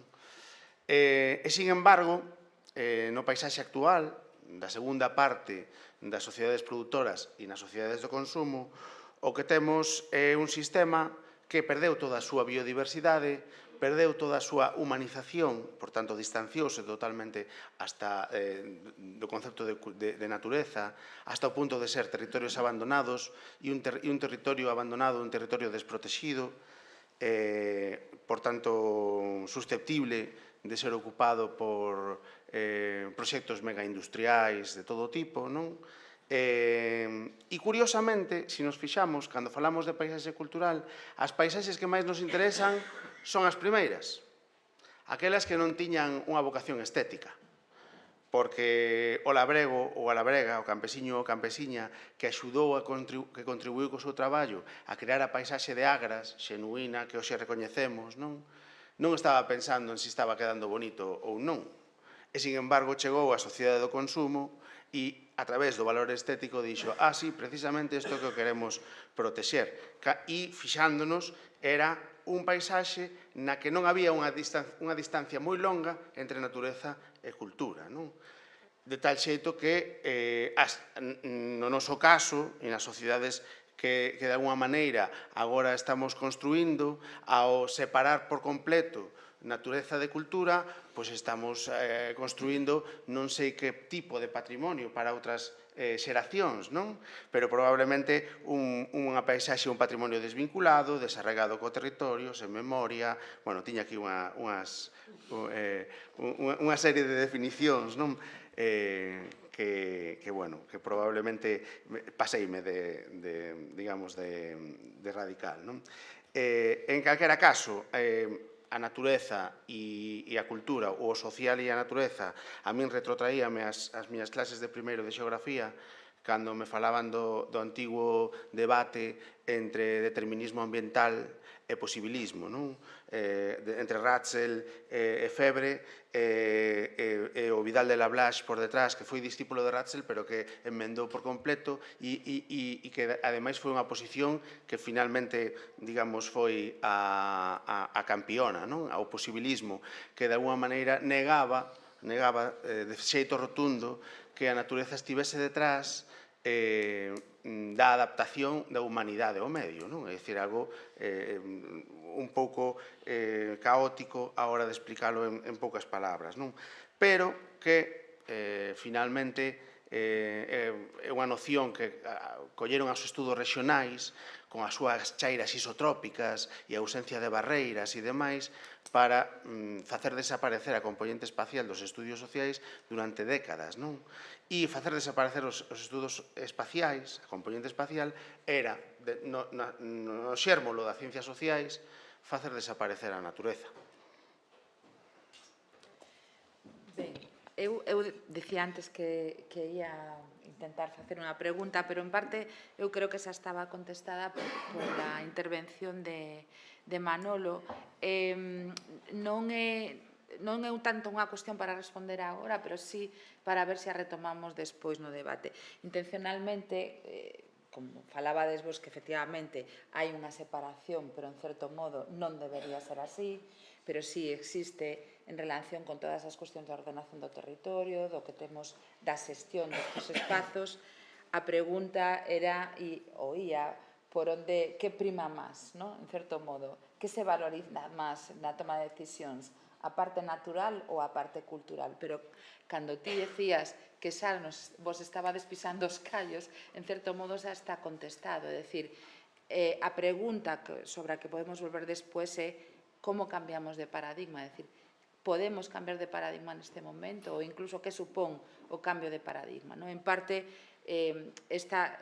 estes encontros transversais tienen un pouco esa intención de pensar como podemos ir cara a outros modelos de xestión que tengan en conta precisamente esa non ruptura entre o natural e o cultural. Pero, bueno, volvemos despois na parte final, porque tamén quería ver se nos quedaba algún tempo para dar a palabra aos asistentes como público. A terceira cuestión, que en parte é redundante co que estábamos falando, e en parte falou dela tamén bastante antes José Antonio Cortés coa cuestión dos conceptos e as categorías, ten que ver con a diferencia, efectivamente, entre o que é o patrimonio cultural como concepto e o patrimonio cultural como categoría patrimonial. E dende a categoría patrimonial é como precisamente diferenciamos paisaxe de paisaxe cultural na xestión do territorio, entendendo este como aqueles espazos que teñen este recoñecemento pola singularidade dos seus valores culturais, un pouco na liña do que falaba Manolo Chaín ao principio, como bens patrimoniais e deixando fora do recoñecemento das paisaxes como se fixo, por exemplo, en algúns dos instrumentos que se elaboraron desde Galicia, tamén desde outras comunidades autónomas. O que é a caracterización cultural na identificación e delimitación das unidades, por exemplo, da paisaxe. Así temos o concepto patrimonio cultural, que incluiría ese paisaxe cultural, patrimonio natural e paisaxe, tratándose como conceptos diferentes e independentes, e onde o valor social do territorio non chega a considerarse como tal, porque non existe ese reconocimento previo, como falábamos ao inicio. Poderíamos traer aquí as identificacións que temos destes conceptos desde o Convenio Europeo de Paisaje, incluso desde o Plan Nacional de Paisaxes Culturais, pero basicamente a onde queríamos chegar nesta última cuestión é que levamos prácticamente 2 décadas manifestando a importancia que teñen as paisaxes para o benestar da cidadanía europea e buscando mecanismos para a súa, como decíamos ao principio, identificación, catalogación, caracterización, valoración e tamén salvagarda. Pero as paisaxes, pola súa espacialidade, son elementos vivos que consugan valores culturais e naturais, como acabamos de ver, e que esos se entenden xuntos, ao mesmo tempo que seguen sendo os lugares nos que efectuamos as nosas actividades en xeral, residir, desplazarnos, obter materias primas, deleitarnos ou simplemente respirar. Non podemos obviar, efectivamente, que as paisaxes son dinámicas, independentemente de que falemos de algunhas categorías como paisaxes relictas. Nese sentido, plantexamos varias preguntas xuntas na parte final. Por unha parte, onde está o lugar e o momento no que debemos parar a hora de intervir sobre esas paisaxes, un pouco na liña do que tú comentabas agora, como podemos compatibilizar a nosa obriga na salvagarda destas paisaxes que categorizamos como senlleiras ou como singulares con noso dereito ao acceso aos recursos, en que escala de valores debemos actuar e como podemos establecer eses valores. En definitiva, cales son os mecanismos para acadar consensos sobre a paisaxe e onde queda neste camiño a gobernanza participativa en materia de patrimonio cultural que nos solicitan dende Europa, en concreto dende o ano 2014, exactamente coas a gobernanza participativa en materia de patrimonio cultural que nos pide o Consello de Europa e, fundamentalmente, e aquí remataría coa última pregunta, si somos unha sociedade o suficientemente madura para posibilitar a incorporación da cidadanía na toma de decisións sobre o ben común ou simplemente este un plano teórico que non trascende a realidade. Son moitas cousas. Non tedes que atender a todas porque logo podemos ir a algunhas delas tamén no debate, pero agora comenzas ti, que acabaches sempre. Veña, sin problema. Bueno, a verdade é que son moitas preguntas, eu ainda teño máis para contestar a esas preguntas. A min pareceme que hai unha pregunta clave que que país queremos ser, que país queremos construir, a nivel territorial, social e demais. E a min o que me preocupa de todas esas preguntas tan suxerentes que nos fixeches é que levamos anos en mesas parecidas a esta, sabemos máis ou menos o plano teórico, pero dá a impresión de que aínda estamos moi lonxe de construir un modelo de territorio, un modelo ben a través do concepto que sexa, da paisaxe cultural, dame igual o que empreguemos. Dame a impresión de que non temos unha ollada integral do que ten que ser cada parte do territorio galego, e que nos enmarañamos moitas veces na xestión, pelexámonos por xestionar sin ter moi claro a onde queremos chegar. Si que hai unhas directrices europeas, pero en realidade creo que faltan consensos e coherencia en asumir o país que temos e o país que queremos, porque a cuestión de xestionar é para que? Para conservar o que xa existe, para atraer investimentos, para seguir coa banalización, co abandono. Un país que ten unha tasa bruta de natalidade dun 5 por 1000, 5,38 por 1000, estamos na quinta fase da transición demográfica e que temos unha tasa de mortalidade, moi por debaixo da media europea, e unha tasa bruta de mortalidade de case o 13 por 1000, debido ao envellentamento demográfico. Eso quere dicir que, xa o sabedes, a cuestión do despoboamento e a cuestión de moitas partillas territoriais que van a quedar a mercede de intereses expoliadores, especulativos, que non teñen sobre a mesa o debate do patrimonio cultural nin da paisaxe cultural, non? E que estamos construindo un país a imaxe e semellanza desas grandes empresas, madeireiras, de infraestructuras, de minería, de infraestructuras nas que case sempre a forza que máis funciona é a centrífuga, non a centrípeta. Non son vieiros de acceso, sino de saída de todo tipo, non? Por tanto, a min, cando xestionamos a paisaxe, a pregunta é que poñemos en primeiro lugar. Cando xestionamos o territorio, a pregunta é que vamos a seguir poñendo en primeiro lugar as actividades económicas ou vamos a construir novos fíos, comezando a falar polos grassroots, polas comunidades locais, polas persoas que aínda teñen interés en vivir nun territorio en estas condicións, non? E falo de territorios rurais, pero se nos vamos ás cidades, pois basicamente o mesmo, non? O problema da vivenda, o problema que paisaxes se xeneran aí, que paisaxes de invisibilidade, que usos sociais hai nas cidades, non? Claro, isto en realidade conecta co que vos comentaba antes, non? É dicir, que existe acción combinada, e con isto xa remato, para deixar aos compañeiros e a vos tamén, existe acción combinada en este debate concreto de, por unha parte, unha inacción a nivel, digamos, territorial, digamos, a nebulosa ou a ineficacia do planeamento urbanístico municipal, non? Que se comporta como un collage de 313, non? En moitas casos inacabado, e, finalmente, a contundente, esta sí, acción sectorial que emite afeccións, impedimentos, prohibicións, etc. etc.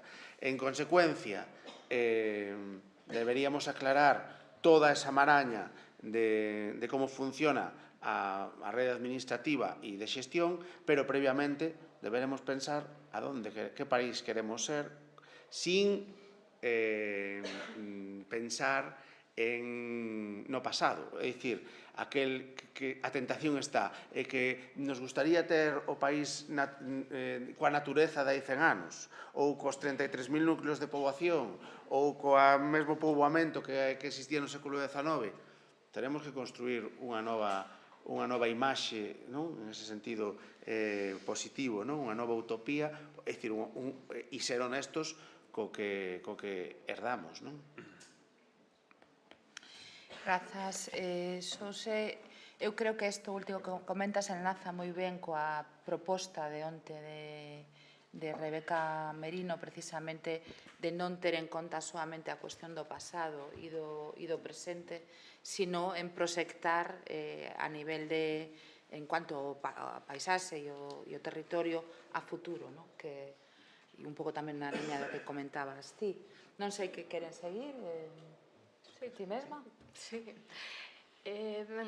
Bueno, a mí, tratando as primeiras preguntas, sobre todo, non me gusta moito confrontar desenvolvemento con protección do territorio, das valores naturais, culturais ou paisaxísticas. Eu creo que esta confrontación, polo menos dende un punto de vista teórico académico, está obsoleta, está completamente recoñecido que o desenvolvemento económico debe ir da man da sostibilidade ambiental e territorial. E volvo a poñer de exemplo, pois outra vez a infraestructura verde, non? Que se centra nesa protección da biodiversidade dos outros servizos que nos proporciona a natureza, recoñece que isto hai que facelo non porque sí, por protexelos, senón porque o principal beneficiario deses servizos é o home, e porque esas funcións que nos dá a natureza e, polo tanto, o territorio son necesarias para a vida, non só para a vida, senón para a calidade de vida do ser humano. Entón, creo que está globalmente recoñecido que ese desenvolvemento ten que ser ambientalmente e territorialmente sostible. Pero o ratiño que me queda gustaríame centralo nas últimas preguntas sobre gobernanza participativa, esa esa necesidade de incorporar a cidadanía na toma de decisións, porque eu son unha completa convencida e defensora da necesidade da participación da poboación en calquera proceso de planificación territorial e na toma de decisións sobre o territorio. Esa obriga que mencionabas antes do 2014, no caso da paisaxe cultural, eu creo que é previa, derívase da propia definición de paisaxe do Convenio Europeo xa no ano 2000 e en moitos tratados anteriores. Dende o momento que a paisaxe é a forma en que a poboación percibe o territorio, non podemos definir nin caracterizar a paisaxe sen saber o que opina a poboación. A poboación local é a que non é local. Eu aquí teño que lembrar, xa fai 10 anos, dende que no ano 2015 puxemos en marcha un proceso participativo para elaborar o catálogo das paisaxes de Galicia, que, con todas as críticas e as melloras que poidera ter, eu creo que foi un recoñecemento a esa necesidade, e gustaríame parar un pouco aquí para destacalo, porque foi moi difícil. Eu creo que as cousas teñen mellorado moito neste senso dende hai 10 anos. Nese momento, dende a Administración, parecía raro facer unha participación máis alá do que era a exposición pública do trámite ambiental. E tamén dende a sociedade era difícil conseguir a implicación da poboación, da cidadanía nestas actividades. Cando comezamos a traballar, había un panel de expertos para a elaboración do catálogo, dame un pouco de pudor, porque por aquí polo menos hai dous, hai algúns compañeiros. Houve un experto, ningún deles, por suposto, houve un experto que cando lle comentei que queríamos poñer en marcha este proceso participativo, eu viña da universidade, tiñamos como referencia Holanda, a planificación en Holanda e conxunta coa poboación, cando lle comentei o que queríamos facer, díxome que iso en Galicia non iba a funcionar, que a sociedade non estaba preparada e que ia ser un fracaso. Bueno, con todas as limitacións que poido ter, ao final fíxose o proceso e os resultados dese proceso incluíronse despois no catálogo. Se temos tempo despois podo contalo con máis detalle, pero, por exemplo, esas áreas de especial interese paisaxístico que comentei antes, todas proceden de lugares de especial interese identificados pola poboación. Entón, o que quería decir era que creo que, ademais, temos evolucionado moito. Xa pasaron 10 anos e agora, tanto desde unha perspectiva científica como na práctica real, dende a Administración e no sector privado. Dende a perspectiva científica, agora mesmo falase de ciencia ciudadana. Eu acabo de presentar 2 proxectos de investigación e propoñemos facer un sistema de ciencia ciudadana. Porque traballamos en ello, porque estamos convencidos, pero tamén porque puntúa positivamente neses proxectos. Iso non pasaba fai 10 anos. E despois eu creo que vemos todos os días como moitas das estrategias, das políticas, dos plans que saen da Administración levan consigo un procedimento de participación pública. A nivel autonómico, pero tamén local, incluso nacional, eu creo que é algo moito máis común, e que a sociedade vai avanzando neste senso. Temos unha lei de recursos naturais que eu creo que pon a sociedade no centro. Podemos falar diso.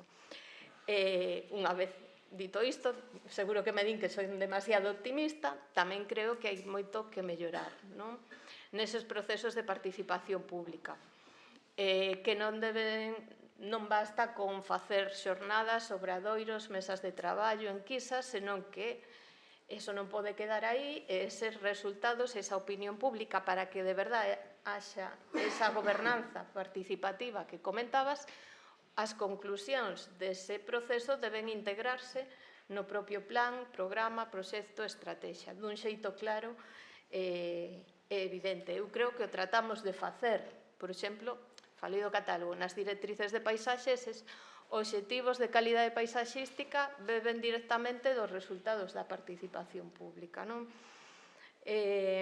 Entón, bueno, dicir que pouco a pouco, que é imprescindible para a planificación do territorio da paisaxe, que creo que pouco a pouco vamos mellorando. Por outra parte, que esa valoración social non debe eliminar, eu creo, a parte técnica, experta, por suposto, que deben ser enfoques e procedementos complementarios e integrarse, e creo que pode conseguirse. Bueno, apuntei aquí unha frase de onte de Rebeca que dixo que a poboación está cada vez máis acostumada a delegar a toma de decisións na administración. Bueno, creo que en realidade, eu estou de acordo, pero creo que en realidade foi case sempre así, non? E máis, que debemos avanzar como sociedades máis democráticas, e non pasa nada co que está a acontecer, debemos avanzar e ser cada vez máis democráticos e implicar nesa toma de decisións a sociedade, que, bueno, que queda moito por facer, pero que eu vexo que se van dando pasos nese sentido. Grazas. Vale. Bueno, eu vou retomar as dúas cuestións que se plantexaron aquí. A primeira ten que ver coa pregunta que lanzaba o compañeiro Xosé. Que país queremos ser? Eu engadiría, engadindo o que el dixo, engadiría unha segunda parte, de quen? De quen ese país, non? Isto ten moito que ver directamente co que estaba a plantexar justamente agora Inés, non? Co proceso de participación. Se nos retrotraemos aos conceptos de novo, non? A estes outros dos conceptos, por exemplo, o de patrimonio e o de territorio, ambos conceptos van directamente referidos a esta pregunta, ao quen. Patrimonio, a nivel conceptual, non ten moito que ver, xa se dixo aquí, non? Co tema de salvaguardar, de gardar, non? De gardar. Pero este gardar exércese dentro dun contexto histórico determinado. Entón, o patrimonio tal e como abordamos hoxe, ese exercicio de gardar, ten moito que ver coa necesidade de gardar determinados elementos, por exemplo, elementos paisaxísticos, vale? De que? Pois precisamente dese proceso de desvalorización no que unha cousa ou calquera cousa solamente ten valor se ten valor de mercado. Entón, ese exercicio de patrimonialización, de gardar, ten moito que ver con protexer aquilo que en algún momento histórico deixa de ter valor e que, polo tanto, é susceptible de ser destruído, degradado, expropiado, etc.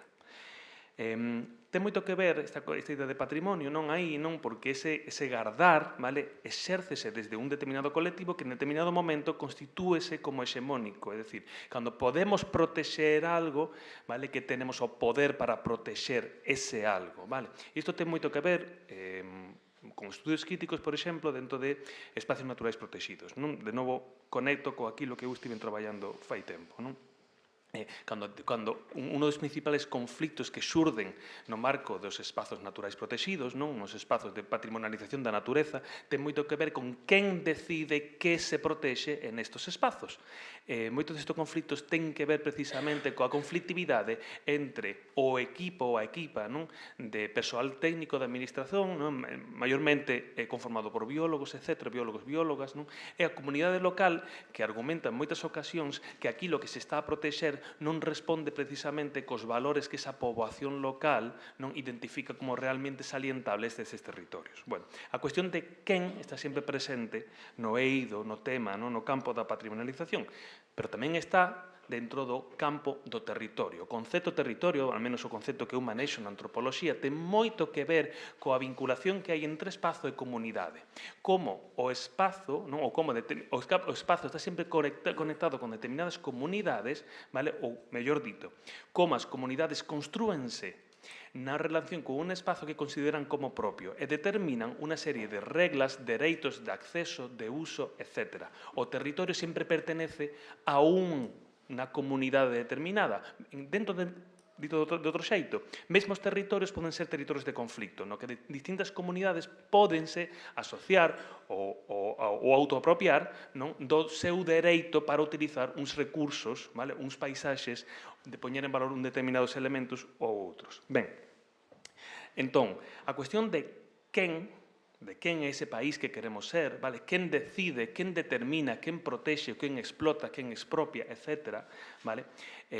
Precisa de algún xeito, non? Que conecta con esta cuestión da participación. A min gustame moito aproximarme ou utilizar o que eu consideraría unha brúxula teórica, non?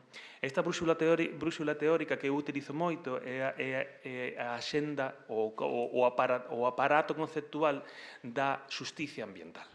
O concepto de xusticia ambiental, vale, como unha aproximación crítica a esa pregunta de quen é este territorio, de quen é esta paisaxe, quen determina que se protexe, que non se protexe, que se explota ou que se expropia, etc.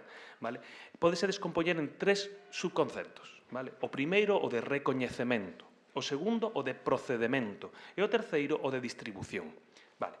A que me refiro eu por recoñecemento? Vale. Unha das patas que sustenta esta brúxula, que é a de xusticia ambiental, que eu penso que é unha brúxula moi útil a hora de plantexar esta cuestión da participación, vale, ten que ver coa idea de alguna maneira de recoñecer o lugar dende o cal un colectivo, un suxeito, unha persoa, etc., participa. Non é o mesmo para un colectivo estar suxeito a un proceso de desvalorización, vale, ou de despoboación, ou de perda de traballos, de perda de recursos, de perda de dereitos, vale? Non é o mesmo lugar que o que ocupa ese colectivo que outro tipo de colectivo. E a hora de participar, vai participar sempre desde esa posición, por exemplo, de vulnerabilidade. Non? Entón, é importante recoñecer o distinto lugar e as distintas vulnerabilidades desde a cal os distintos suxeitos participan. Segundo aspecto, procedemento. Ten moito que ver con como se aplica a participación. Xa temos moito teorizado ao respecto. Hai distintos grados de participación. Participacións máis superficiais, máis cosméticas, pero participaciones máis radicais, máis democráticas, non? Ver como se implementa esa participación, non? Cara a unha participación máis radical é importante tamén, non? Un concepto importante tamén en esta idea de xustiza ambiental. E, por último, distribución. Quen decide, quen sofre ou quen se beneficia ao final das decisións que se adoptan, non? Ben, esta idea, polo tanto, de xusticia ambiental, como digo, non? Penso que sírvenos de algún xeito para ter algún tipo de orientación á hora de plantexar ou intentar responder a esa de pregunta. Xa non é que país queremos ser, vale? Sino de quen decide nese proceso que país queremos ser e como implementamos un proceso novo, máis participativo, e como facemos que ese proceso participativo sea radical, sea inclusivo e sea democrático. Non? Bueno, pois va un pouco por aí, como eu vexo. Moitas grazas. E quédanos... Manolo, para pechar. Esta pregunta ten un pouco de trampa, Rebeca e Teresa, porque dá a impresión que pretendedes que vos, ou entre todos, solucionemos hoxe o que queredes facer entre 25 e 26. Entón, parece fácil que na primeira reunión nos demos o... Entonces, eu podía dicir abstéñome de contestar, porque non o sei. Eu, en estas preguntas, eu creo que está ben, debemos preguntarnos quen actúa, debemos preguntar se hai que actuar. Eu creo que antes deso habría que preguntarse se é necesario actuar. O sea, se hai algo que o motiva, non? Eu creo que sí, non? No universo, eu creo que había algo en física que se estudiaba, que levaba eso, que a enerxía sempre tende ao equilibrio, o universo en xeral sempre tende ao equilibrio. E o territorio tamén tende ao equilibrio. Eu explicaba onte Rebeca tamén con un esquema que facía, que eu creo que na densidade da súa charla hai moito dito, non? E moito para ler. Entón, ela falaba de un esquema en donde viñamos de un territorio en equilibrio, un equilibrio máis ou menos razoable, que ahora mesmo estamos en unha situación de desequilibrio, un manifesto, non? Porque empeza a enerxía a quentarse, a intentar trasladarse dun sitio a outro para volver a topar ese equilibrio, e ante a expectativa de que o resultado final de equilibrio non nos guste, ou non conte con nós, e desaparezamos, ao mellor é razoable actuar para atopar de novo un equilibrio sensato, tranquilizador. E que experiencia temos nós para actuar? Pois a experiencia de donde vimos, non? Do patrimonio. E iso está en ese concepto que eu creo que é novo e que non como decía ao principio, non hai que facer equivalente as categorías patrimoniais da Lei de Patrimonio Cultural de Galicia, nin sequera dos da UNESCO, senón a un concepto de patrimonio territorial que é imprescindible analizar no seu conxunto cuestións de patrimonio cultural, cuestións de patrimonio natural, pero outras moitas máis, de relacións sociais, de materias primas, de como ocupar, de que podemos prescindir, de que non podemos prescindir, para atopar como actuar sobre eso, para conseguir volver a unha situación de equilibrio que é a situación que parece máis satisfactoria. E nunca significará eso volver ao pasado. Eu creo que se a conclusión é que hai que volver ao pasado sería un erro, porque eu que traballo desde hai moito tempo con elementos que veñen do pasado, curiosamente, se nos basamos no que digan leis, as cartas de conservación e tal, xusto volver ao pasado é o único que non podemos facer. O único que está prohibido en unha lei da que sufrimos moitos técnicos de patrimonio, que é moi interpretativa e moi pouco pechada, a única cousa que di pechada é prohíbese a reconstrucción.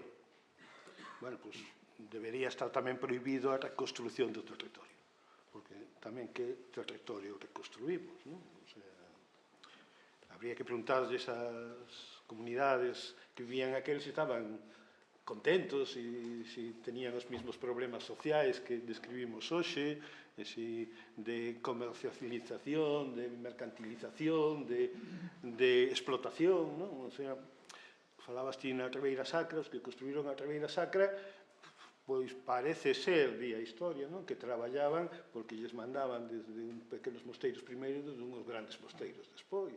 Eu referíame ao Conde de Fenosa. Tamén, pero postos a analizar os seus procesos, probablemente, vivindo, pois terían o seu aquel, non? Decía outro que antes tamén había algunha injustiza, non? O chiste bello que hai por aí. Entón, eu creo que é necesario facer ese camiño que ora parece ser que é o que nos leva ao desequilibrio, que é do que estamos a falar da paisaxe ao territorio. Queremos ter unha paisaxe determinada, e entonces intentamos, a través das normas, das leis, das formas de actuar, de deixar facer, que tamén é un problema grave, non? De deixar facer en demasía, ao mellor, pois queremos ir a un territorio para conseguir esa paisaxe. E o camiño correcto, probablemente, é facelo ao revés, é ir desde o territorio á paisaxe. O sea, decidir a partir dun análisis exhaustivo, interdisciplinar, transversal, no que participen todos os sectores. Desde logo, que sería un erro, no que non só participen os expertos e os preocupados, e os que falan de patrimonio natural ou de patrimonio cultural, senón tamén todos os demais expertos, decidir como hai que cales son os paradigmas, as reglas, as normas, por decirlo así, se hai que logo levarlas a normas, para non alterar esa estrutura básica dese territorio, para non afectar dunha forma crítica a ese patrimonio natural, e a partir de aí, probablemente, porque hasta ahora iso deu un resultado, seguindo esas pautas, seguir transformando o territorio, seguir avanzando, seguir vivindo, non? Que é un pouco o que nós pretendemos. Lóxicamente, para saber que territorio queremos, hai que preguntarlle á población que vai vivir nel, senón non tería ningún sentido.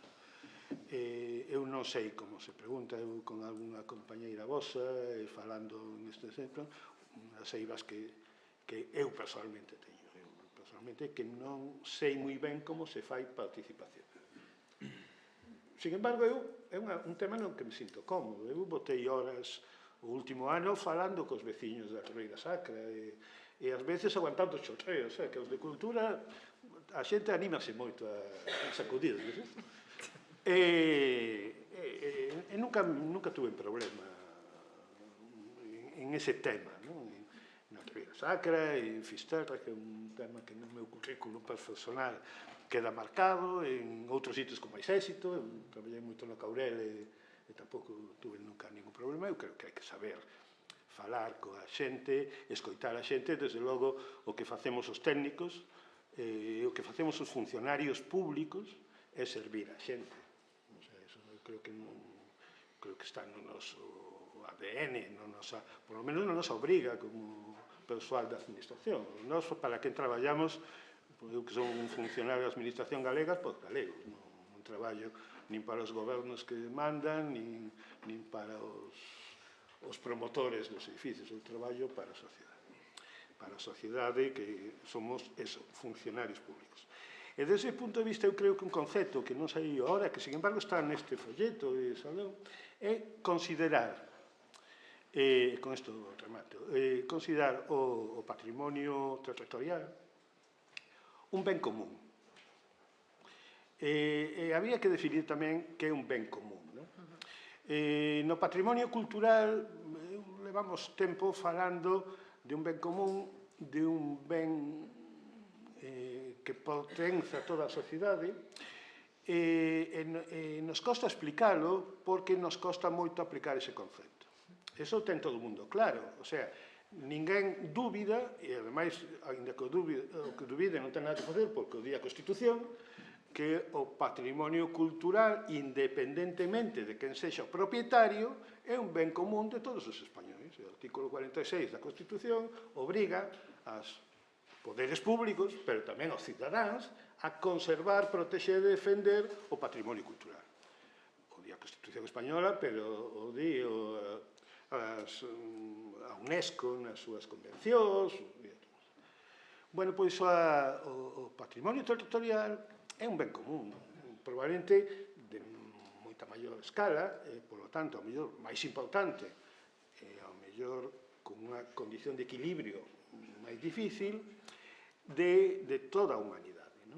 E que significa ser un ben común? Bueno, pois un ben común é algo intermedio entre un ben privado, un ben que é de alguén, ainda que sexa un ente público, un ben que un decide que fai con el, se o tira, se o cuida, se o rocha, se o pinta de amarelo ou pinta de azul, con as líneas tal, é un ben público que é algo que é de toda a sociedade, pero que está regulado por unhas normas. Non pode ser. Que é un ben común? Pois un ben común pode ser unha praza dunha vila, a Praza do Obradoiro, pero en canto a plaza, a espacio público, a como se usa, é un ben privado. Pero en canto a espacio de socialización, a espacio que xenera relacións, a espacio que xenera unha vivencia particular, é un ben común. Porque todas esas vivencias particulares xuntas en unha sociedade, esa relación que fai a sociedade, é o que fai que esa plaza sexa máis importante que outra. Porque é aí onde se fan as festas, porque é aí onde os mozos coñecían as mozas, porque é aí onde se levaba a enterrar a meu pai no cementerio, ao mellor a carón da iglesia.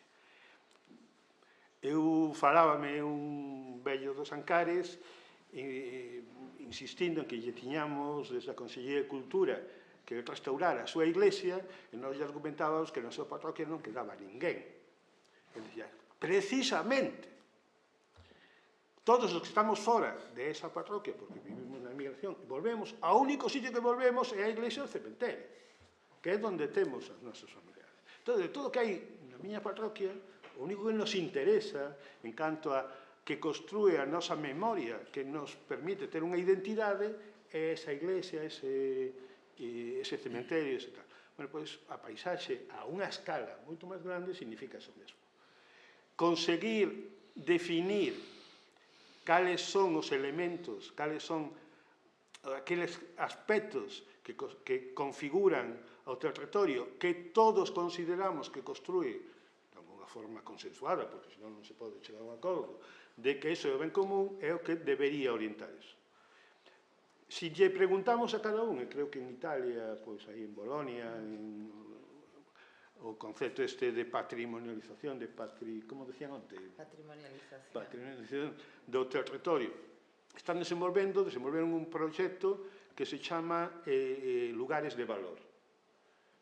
A min acordábame un proxecto que fixo Incipín, creo que ti habías traballado nele, senón algunha compañera que hai por aí que traballa no Incipín, o mellor te acorda, na zona aquí de Bertamiráns, de esa zona, que fixo unha serie de enquisas de que era os elementos patrimoniais máis importantes para os veciños desa zona. Contaba Felipe Criado, que voulle contar, que había moita xente que coincidía que era a auga, porque nunha parroquia había unha fonte que, desde logo, era moitísimo mellor auga que viña pola villa que traía o Concello. Pero que aquela auga lavaba mellor as habas, facía mellor caldo, facía tal. O concepto patrimonial desa parroquia estaba na auga. Bueno, eso a un técnico de patrimonio non se lle ocurriría na vida. Pero eso non significa que non teñan que participar os técnicos de patrimonio, que non teña que participar a academia, que non teñan que participar os expertos. Cada un tenemos que aportar tal. Pero temos que escoitar a aqueles que consideran que o mellor lugar é a esquina entre Corrientes e non sei que, en Buenos Aires, porque fan o mellor café ou se escoita o mellor tanto. E iso eu creo que o como se construe o ben común é o punto de partida para empezar. Non? Que non é fácil, Nada fácil. A ver, eu creo que con respecto a isto último que comentabas, cando se fixo o Foro Patrimonio e Sociedade, precisamente a proposta metodolóxica da que se partiu foi esa, que participaran todos os asentes que tiveran algo que decir en materia de patrimonio. E eu quizás non falaría tanto de lugares importantes como de lugares que constitúen un referente, non? A Praza do Obradoiro un referente, ademais do seu valor histórico, cultural, arquitectónico, etc., é un referente. Ben, antes de que se nos desenmande todo o mundo, vamos a pasar, eu tería moitas preguntas, pero vamos a pasar o micrófono e a voz a quen queira participar. Pedíavos, por favor, que esperedes polo micro, porque hai persoas en streaming e que vos presentedes.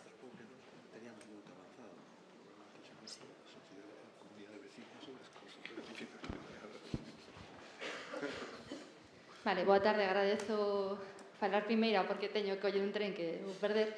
Vale, eu chamome Aurora Corbacho, neste momento son concelleira no Concello de Mondariz Balneario, son a concelleira de Cultura. Bueno, teño esa fortuna, ¿no?, de ter esta experiencia, eu son funcionaria de formación e, bueno, no ámbito universitario teño unha tese sobre áreas metropolitanas, entón o territorio sempre foi, pois, bueno, o tema con que sempre traballei, agora teño a oportunidade de pôr en práctica, ¿no?, pois coñecementos. Entón, veume moi ben este tema, porque outro día chegaba a casa pola vía urbana, bueno, a vía autonómica que pasa por diante da vila, non? E claro, unha vila, para mí, tirando destes conceptos, non? Pues para mí, falaba onte a profesora Rebeca Merino, é un lugar singular, o sea, a vila municipal, o sea, a vila de Mondariz Balneario, aínda que é un municipio en extensión máis pequeno de Galiza, ten unha densidade de población moi alta, co cal hai moita demanda de servizos, temos que facelo moi ben. Entón, deime conta da responsabilidade, bueno, o sabemos, non? A responsabilidade que nos temos co mantemento, coa preservación, coa conservación desas características de vila singular, vila termal, vila singular, con unhas casiñas moi pintorescas de comezos do século XX que se describía Emilia Pardo Bazán, non? Cando falaba da mudanza que houbera a raíz de bueno, das melloras, dos peinador, non? Cando construíran o grande hotel e demais, bueno, pues que se construía alrededor do grande hotel un montón de casiñas que eran pensións, fondas, pequenos hoteliños. Todo iso ainda está en pé. Entón, o meu pensamento estes días foi que vai pasar con ese paisaxe, ¿no?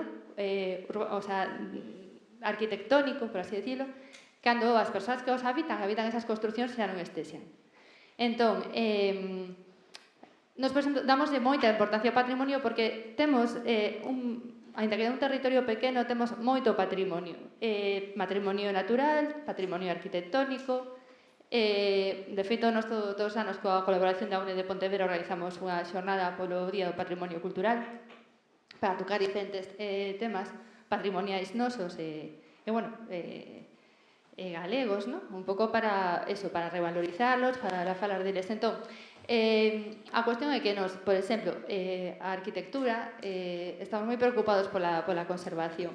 Que pasa? Pois non se falou aquí do financiamento, non? O que pasa sempre coas competencias. Certo que temos moitos elementos catalogados e poderíamos pedirles á Xunta, por favor, que nos botase unha man, ¿no?, con a preservación deses elementos catalogados, pero cando chamamos a porta da Xunta, Patrimonio Cultural, que sempre nos recibe moi ben, a resposta é os fondos dan para o que dan. O sea, financiamento, orzamento é o que é, Galiza está chea de elementos patrimoniais que teñen que ser conservados. Como que non chega para todos, non? Entón, esa impotencia, a capacidade económica dun municipio, e si é pequeno sobre todo, é moi limitado, os recursos son escasos, pero nós seguimos preocupados porque cando nós tivemos a confianza da nosa veciñanza foi para que conservásemos ese patrimonio. Entón, por iso saltome, pois eso, a inquedanza porque seramos 2 anos, aínda os avances son moi lentos. Depois tamén existe outra cousa que é soitarlle a Xunta a inclusión no catálogo de patrimonio cultural de algún elemento que podemos facer como entidade local ou pode facer calquera veciño.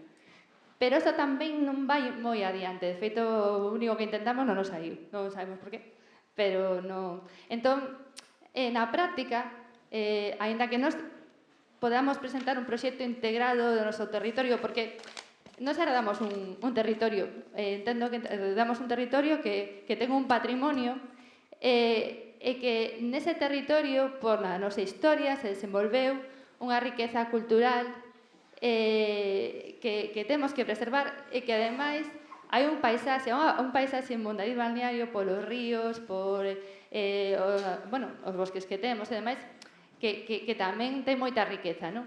Entón, eu que quería eso, é transmitir as dificultades na práctica de que todo isto, tendo un municipio como o noso que sí que entraría nestas características, non? Por a riqueza patrimonial, por a riqueza paisaxística,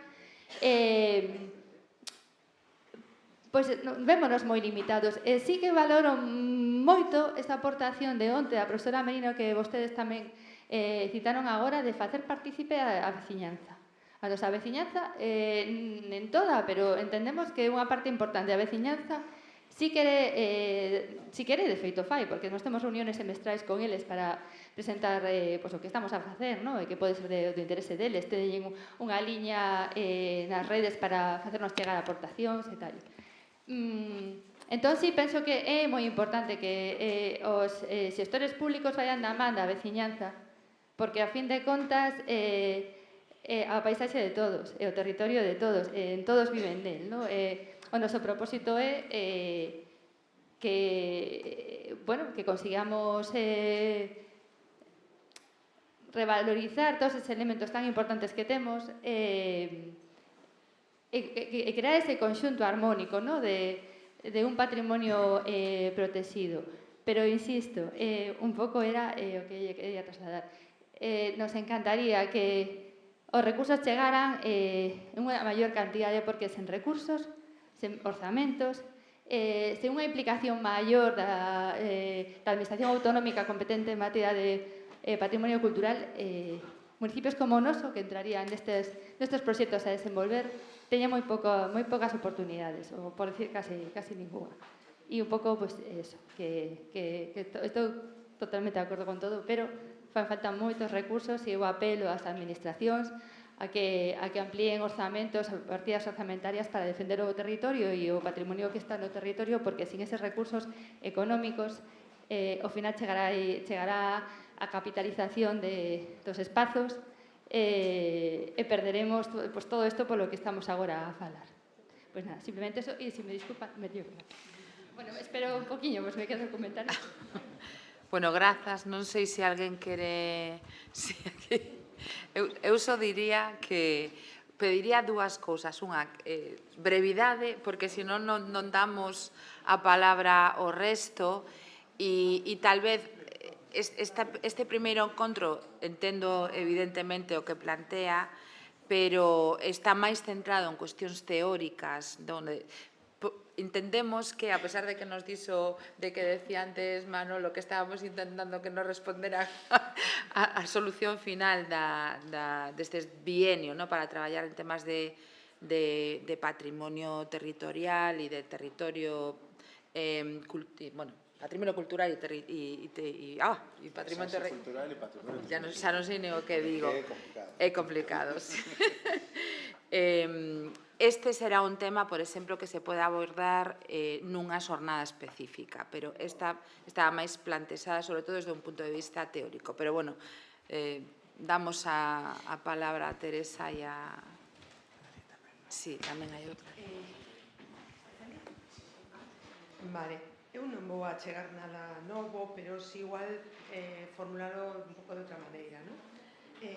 Unha cuestión que sempre me gusta chamar a atención é sobre a maneira na que se está xestionando o territorio, non aquí só, senón en termos xerais, que dende esta separación entre espazos protegidos e espazos non protegidos.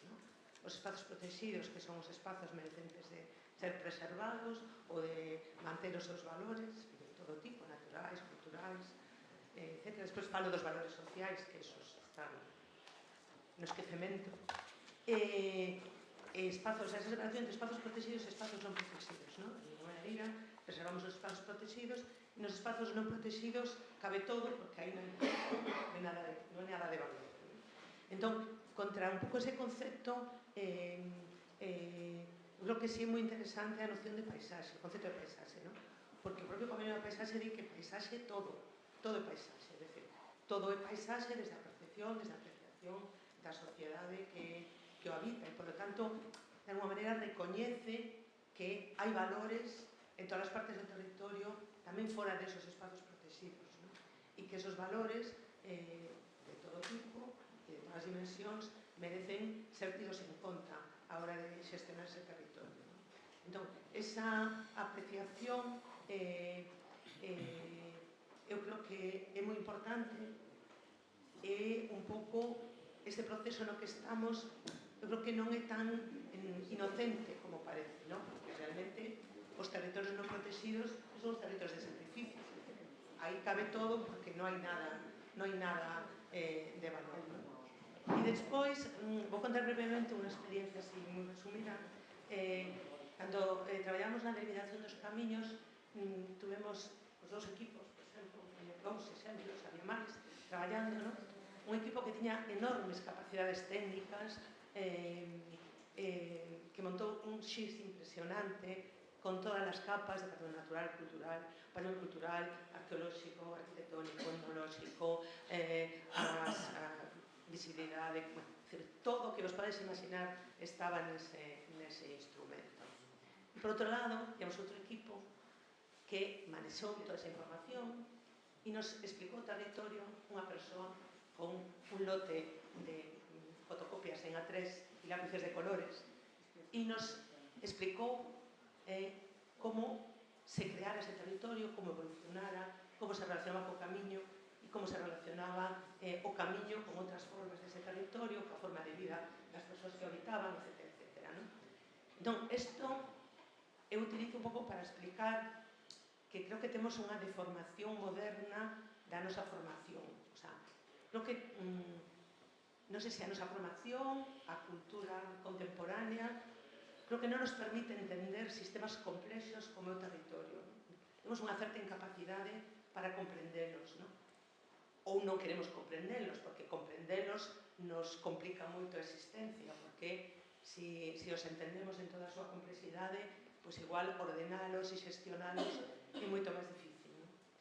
E a outra cuestión sobre a que quería falar é que falou en Terrer Camerino, que é un elemento moi importante na metodoloxía e no enfoque da Escola Territorialista Italiana, que son os valores sociais, as formas de organización social, os coñecementos sociais, que teñen moito que ver co medio que habitaron, con como construíron e na capacidade que teñen esos valores sociais de seguir construindo o territorio. E non sei se iso se ten en conta cos modelos de participación que estamos utilizando, que que son modelos feitos de arriba a baixo, é dicir, alguén, institución, administración, un grupo, deseña un proxecto e convida a participar a sociedade para desenvolver ese proxecto. Pero ese proxecto non nace da sociedade, non nace de esos valores sociais, nin da súa iniciativa, nin dos seus intereses.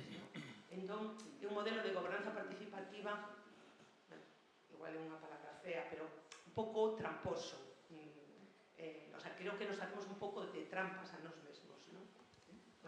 Creo que estas cousas se dixeron igual formuladas de outra maneira, pero me parecía importante sinalarlas desde a miña perspectiva. Eso se... Fala, que... Si querías comentar algo... No, vale. Bueno, no, entonces... ¿Sí?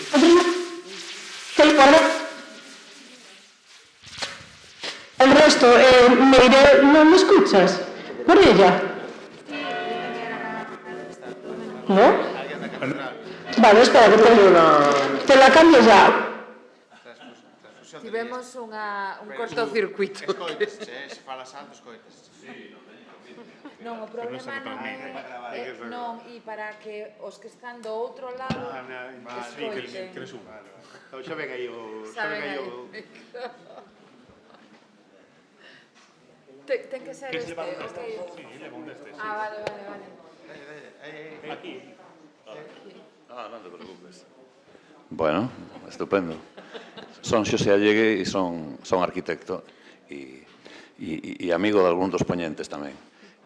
Bueno, primeiro quería felicitar o Consello da Cultura porque realmente este é un debate que non por terse repetido moitas veces deixe de ser necesario porque, bueno, eu teño participado como público, pero tamén como poñente, falaba con Inés Santé de unha cousa na que nos reunimos hai un tempo que organizaba, me parece que Nenusa, que está por aí, territorio e patrimonio, non? Se falaba un pouco do mismo respecto á Ribeira Sacra e tal. Bueno, eu creo que os diagnósticos están todos feitos. Eu teño esa opinión. Recordo sempre que escoito brillantes diagnósticos como os que escoitei aquí, realmente fantásticas as vosas aportacións. Eu estive atentísimo e interesadísimo polas cousas que decíades, coas que en moitas coincido, de outras distinto, non? Recordo sempre unha frase de Unamuno respecto do Vascuence, que ele era moi crítico, como sabedes, era un hispanista, un iberista, vamos, e decía que o Vascuence era un monumento fantástico que había que embalsamar en ciencia. Entonces, eu digo que moitas veces en estes encontros nos dedicamos a embalsamar en ciencia o que significa o territorio. Entón, eu permitídeme, porque no título se fala cara a un proxecto integrado ao territorio, entendo que isto ven sendo unha especie de think tank para despois poder facilitar certas propostas, non? Pero como na ansia dos arquitectos está o tema de ser propositivos, non? Eu teño unha certa ansiedade por selo, non? Porque realmente, insisto, que eu as análises vos escoito e afinades moi ben, introducides matices, falades desde o punto de vista antropolóxico, xeográfico, patrimonial, etc. Pero creo que é moi importante que haxa propostas. En todo caso, me vou a ceñir un pouco ao que estábamos falando e eu vos pregunto, a miña percepción como un observador interesado, digamos, de todo o que significa a ordenación do territorio e do patrimonio en Galicia, porque está tamén no ámbito meu profesional, en certo modo, o que percibo, basicamente, é que hai procesos claramente planificados de obsolescencia programada do territorio. Obsolescencia programada. Un concepto que a mí me parece clarísimo, non? E, polo tanto, hai procesos de depredación absoluta do territorio en Galicia. Por qué? Porque detrás de todo proxecto de ordenación territorial, que, na miña opinión, en Galicia está ausente, absolutamente, hai un modelo económico, e o modelo económico que sustenta a ausencia, en este caso, de planeamento territorial por parte das administracións competentes, é un modelo depredador. Teño que disentir de Inés, porque me tocou este ano escribir algúns artigos sobre a produción legislativa do goberno galego, non? En este caso, o ano pasado, por exemplo, se aprobou a lei do litoral. Bueno, é que hai unha cantidade de legislación sobre o litoral e sobre o territorio en Galicia que produce finalmente o que os legisladores chaman chapapote normativo, é dicir, hai tal nivel de propostas e de análisis sobre o territorio que na práctica non se xestiona nada e iso facilita moitísimo os gobernos facer o que lles dá a gana, que na práctica se reflexa nunha regulación e desregulación absoluta da planificación territorial que non existe. O meu amigo Oliver Laxe, que por certo estivo onte na Escola Galega de Administración Pública, lle chama isto holocausto territorial. Bueno, un pouco na línea do que fala Constenla na súa fantástica tese doutoral. Entón, claro, a lei do litoral, a lei de recursos naturales que eu leín polo miúdo e que me parece unha lei depredadora e absolutamente agresiva para o territorio. Esa é a miña opinión e leína artigo por artigo e publiquei sobre ela, está por aí na prensa, se o queredes ver. Depredadora e, claro, realmente o problema é que se está legislando para a destrucción do territorio. Entón, estes think tanks están moi ben, pero mentras nos pensamos e propoñemos, o territorio está sendo destruído, porque a lei do litoral é outra lei que está favorecendo xa, agora mesmo. En estes momentos, a través dunha lei de acompañamento, o Goberno galego aprobou hai uns meses a posibilidade de ubicar bueno, hai máis de 600 en Galicia vertedoiros de residuos industriais tóxicos. Aprobou unha lei polas cales se poden ubicar en solo rústico. Un drama. É dicir, están ocorrindo cousas que a través da legislación se convirten en realidade, non? Moito máis alados nosos análisis que podamos facer aquí. E esta lei dos recursos naturais está facilitando a aprobación da renovación de explotacións mineiras, de parques eólicos, incluso da ubicación dunha pasteira en pleno camiño de Santiago, pendente, por certo, ahora que está aquí a nosa directora xeral, do estudio, vamos, do impacto patrimonial, que eu permitireme o atrevemento de decir que aventuro xa postei un centolo con uns cuantos amigos a que vai ser positivo como todo o resto de estudios de impacto ambiental que se produciron.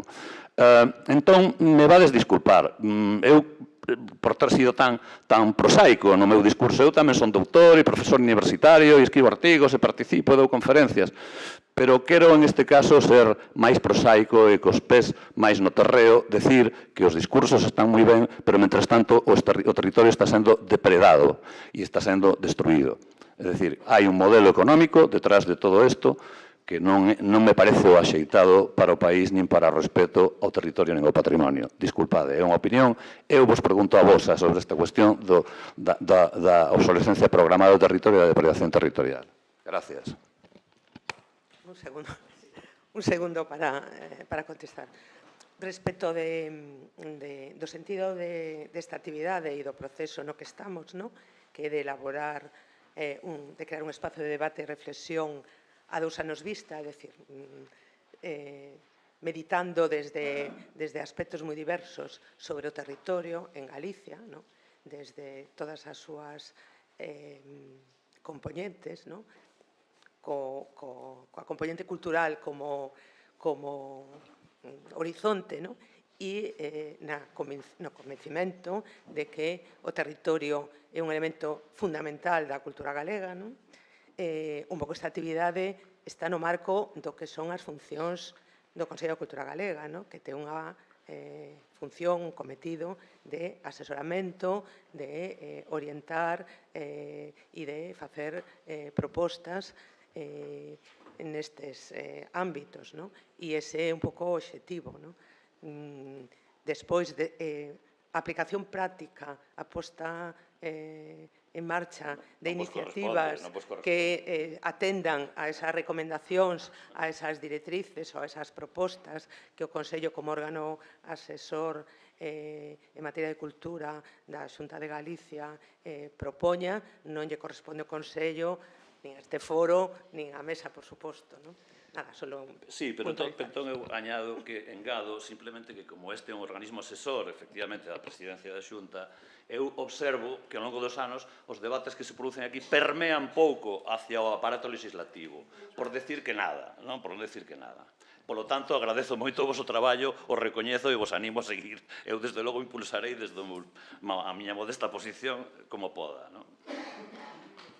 Antes de pasarlle a palabra, e un pouco nesta liña,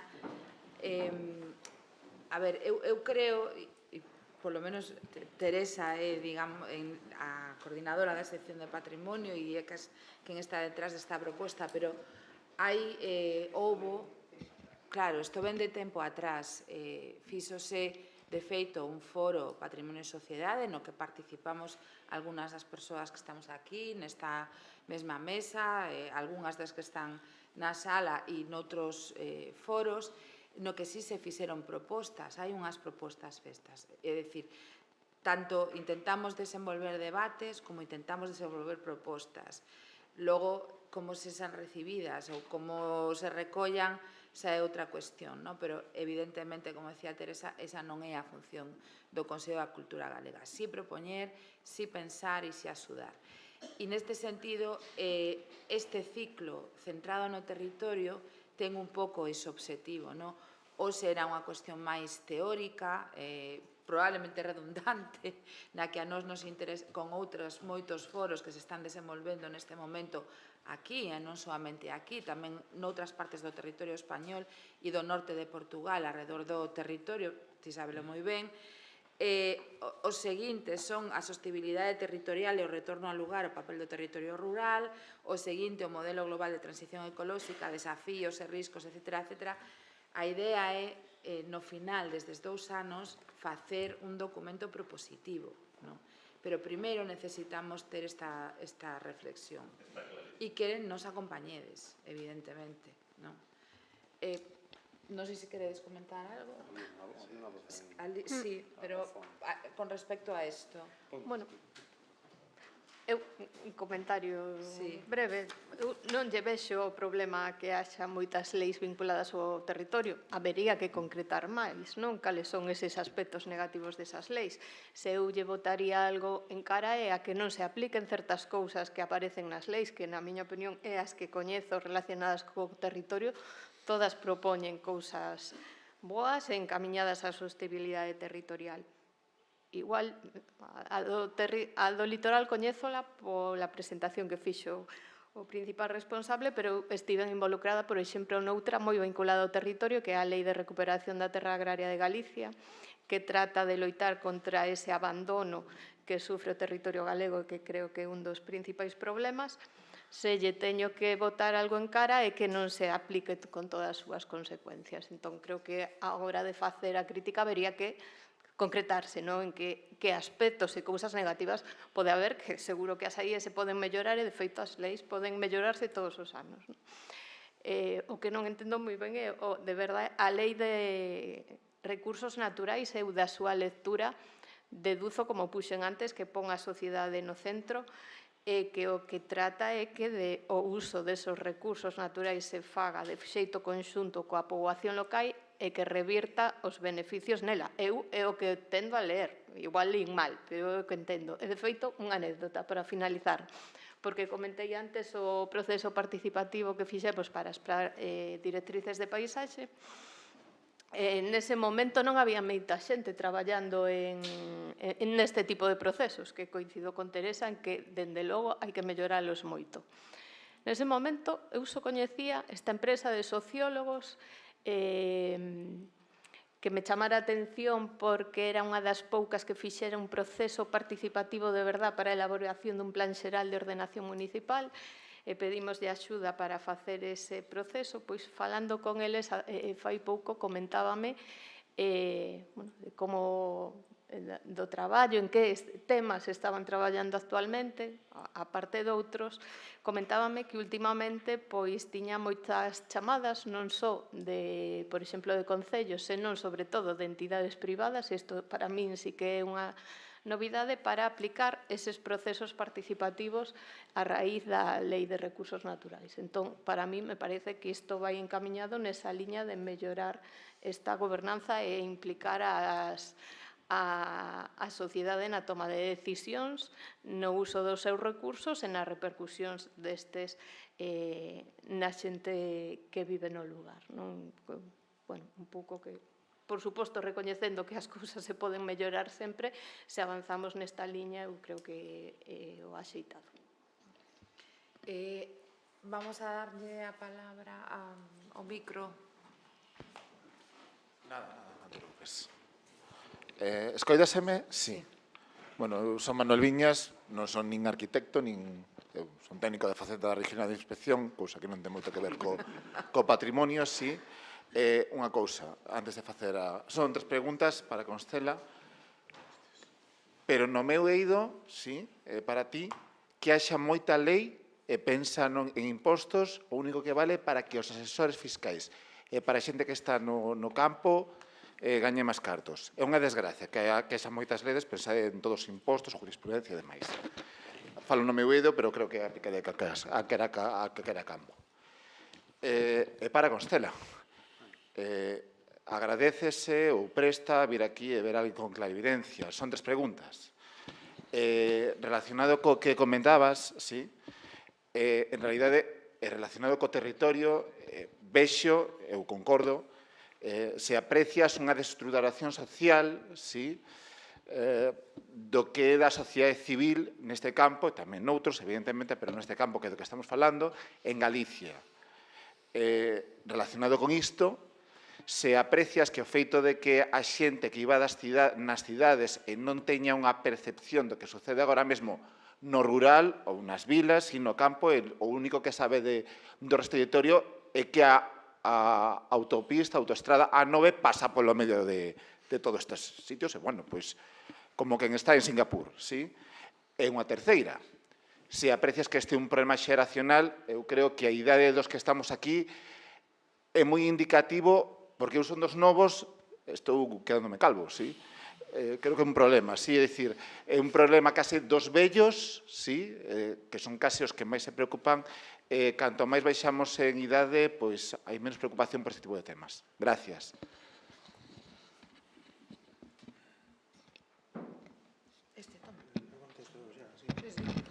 Bueno, moitas gracias polas preguntas. Contesto as 3 de maneira común, non? E irei por partes, non? Eu, cando elaborei a idea do colapso territorial, definida como unha perda drástica de complexidade sobre o territorio, non? Unha das cuestións clave era que esa complexidade era a complexidade social, non só a biodiversidade, non?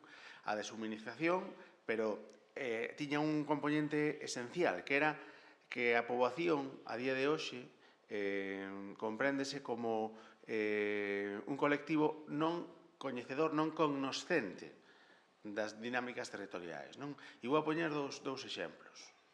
Aos meus alumnos, e alumnas, pregúntolle onde pensades que se perde antes un neno ou unha nena hoxe en día? No monte ou nun centro comercial? Evidentemente, vai ser no monte. No centro comercial, como son estruturas homoxéneas, son iguais en todas as partes do mundo, os nenos e as nenas enseguida, e os seres humanos enseguida, digamos que asumimos eses patróns de lexibilidade. Eso non acontecía coa xeración dos meus avós, ou incluso dos meus pais, que no monte sabíanse orientar, de alguma maneira eran capaces de observar os recursos, etc., etc., non?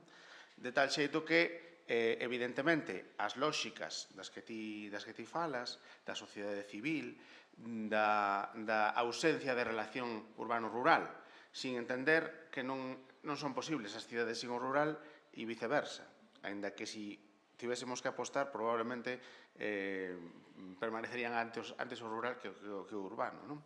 E o tema xeracional, non? Pois, evidentemente, é un tema que ten que ver co modelo económico, non? E un tema que ten que ver co consumo cultural. O consumo cultural que teñen... Pero, bueno, volvemos a outro exemplo que quería poñer, non? A día de hoxe, o importante das sociedades é chegar rápido aos sitios. Non a todos os sitios, sino a uns sitios concretos, non? Se atravesas o Val do Ulla ou se atravesas o Val do Deza, o importante é chegar rápido de Santiago a Ourense, que sexan 38 minutos, e se poden ser 35 mellor, non? Porque vivimos en esa aceleración, en esa descompresión absoluta, non? O problema é cando chegas á estación de tren de Ourense e nos paneis informativos de información turística antes de aparecer a carteleira do Teatro Principal de Ourense, pois aparece o partido do Real Madrid no Bernabéu, ou os próximos concertos do Wizzing Center na Castellana. Claro, por eso eu decía que os movementos de coñecemento do territorio acaban sendo centrífugos cando os núcleos periféricos pretendían que esas novas infraestructuras e esas novas lógicas territoriais nos provocasen unha nova lexibilidade, unha nova connoscencia do territorio. Non funciona así. De tal maneira que, evidentemente, a sociedade civil, por un lado, vive non toda de costas a estes procesos, nunha confrontación ridícula entre o urbano e o rural, que, por certo, aí teñen moita responsabilidade das ciencias sociais, sobre todo a economía, dos anos 70, cando empezou a establecer binomios, centro-periferia, urbano-rural, todas estas cuestións que empezaron a fragmentar a idea común do territorio, como se houvese unha barreira entre o urbano e o rural, cando as nosas cidades non siguen o modelo anglo-norteamericano de construcción ou de imaginario urbano, para nada, e fundamentalmente despois a cuestión xeracional, pois que evidentemente está moi mediatizada e moi polarizada pola imaxe. Eu remítome sempre á imaxe do Monteneme, da lagoa azul celeste, azul turquesa, que saíron todos os influencers e que a xente iba a bañarse e a sacarse fotos con unha descomprensión, falta de entendemento do territorio, cando esa lagoa estaba totalmente contaminada e era un depósito de metais pesados. Non sei se... Con este último, non sei se o coñecedes, pero recomendaríavos o libro de Cidades Hambrientas, de Caroline Steele, que ten moito que ver con este último que acaba de comentar Xosé. Algunha... Un matiz sobre Caroline Steele, que estivo onte aquí na Fundación Ría. Estivo aquí onte, chegou o luns, eu estou en contacto con ela. Pois non sabía. O problema é que estivo aquí para legitimar un discurso da Fundación Ría que está relacionado non cos mercados de proximidade nin ca soberanía alimentaria, sino con, digamos, co impulso das grandes superficies comercial. Non en van, como patrono, digamos, honorífico da Fundación Ría, entre outros, está Roberto Tojeiro. En fin, estas contradicións que ten o país. Que ten o mundo. Pero a mí me interesa o país que estamos. Algunha pregunta máis? Non. Sí, temos que sair ás 8. Bueno, eu quería... non sei se decir pechar, porque isto queda totalmente aberto desde o meu punto de vista, pero sí recomendar outro libro que vai sair, espero que este ano, que se chama Paisaxes incertos, no que Paisaxes incertas, Uncertain Landscape, un libro en inglés, no que biólogos, arquitectos, sociólogos, antropólogos, enseñeiros, xeógrafos, etc., discutiron durante 3 días en Guimaraes arredor da incerteza das paisaxes e de como abordalos desde moi diferentes puntos de vista. A ver se antes de que acabemos este ciclo o libro sale, porque creo que pode dar uns puntos importantes. Fala moito das zonas liminales e precisamente de romper con esa dicotomía rural-cidade, entre outros aspectos.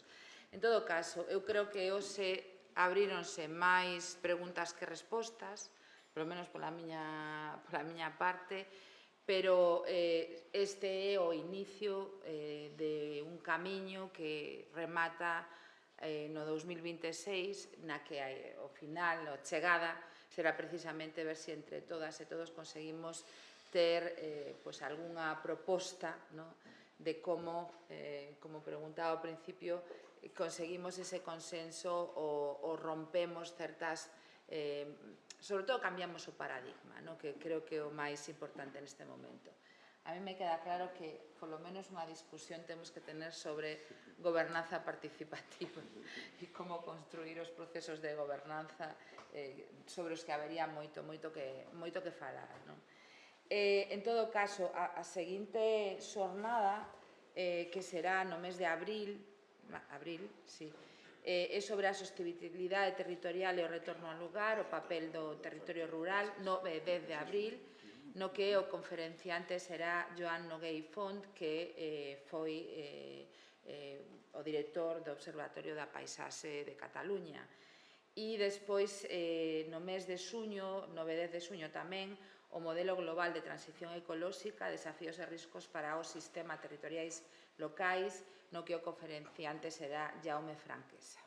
Por lo tanto, emplazamos aquí para esas outras dúas jornadas e para seguir discutindo. Moitísimas grazas aos 4 por participar neste debate difícil. Insisto, quedan moitas preguntas por resolver e moitas cuestións que tratar. E tamén vos convidamos a asistir, ou polo menos velo en streaming no seguinte. Moitísimas grazas aos que viñechedes e participachedes nesta xornada. E o Consello da Cultura por facela.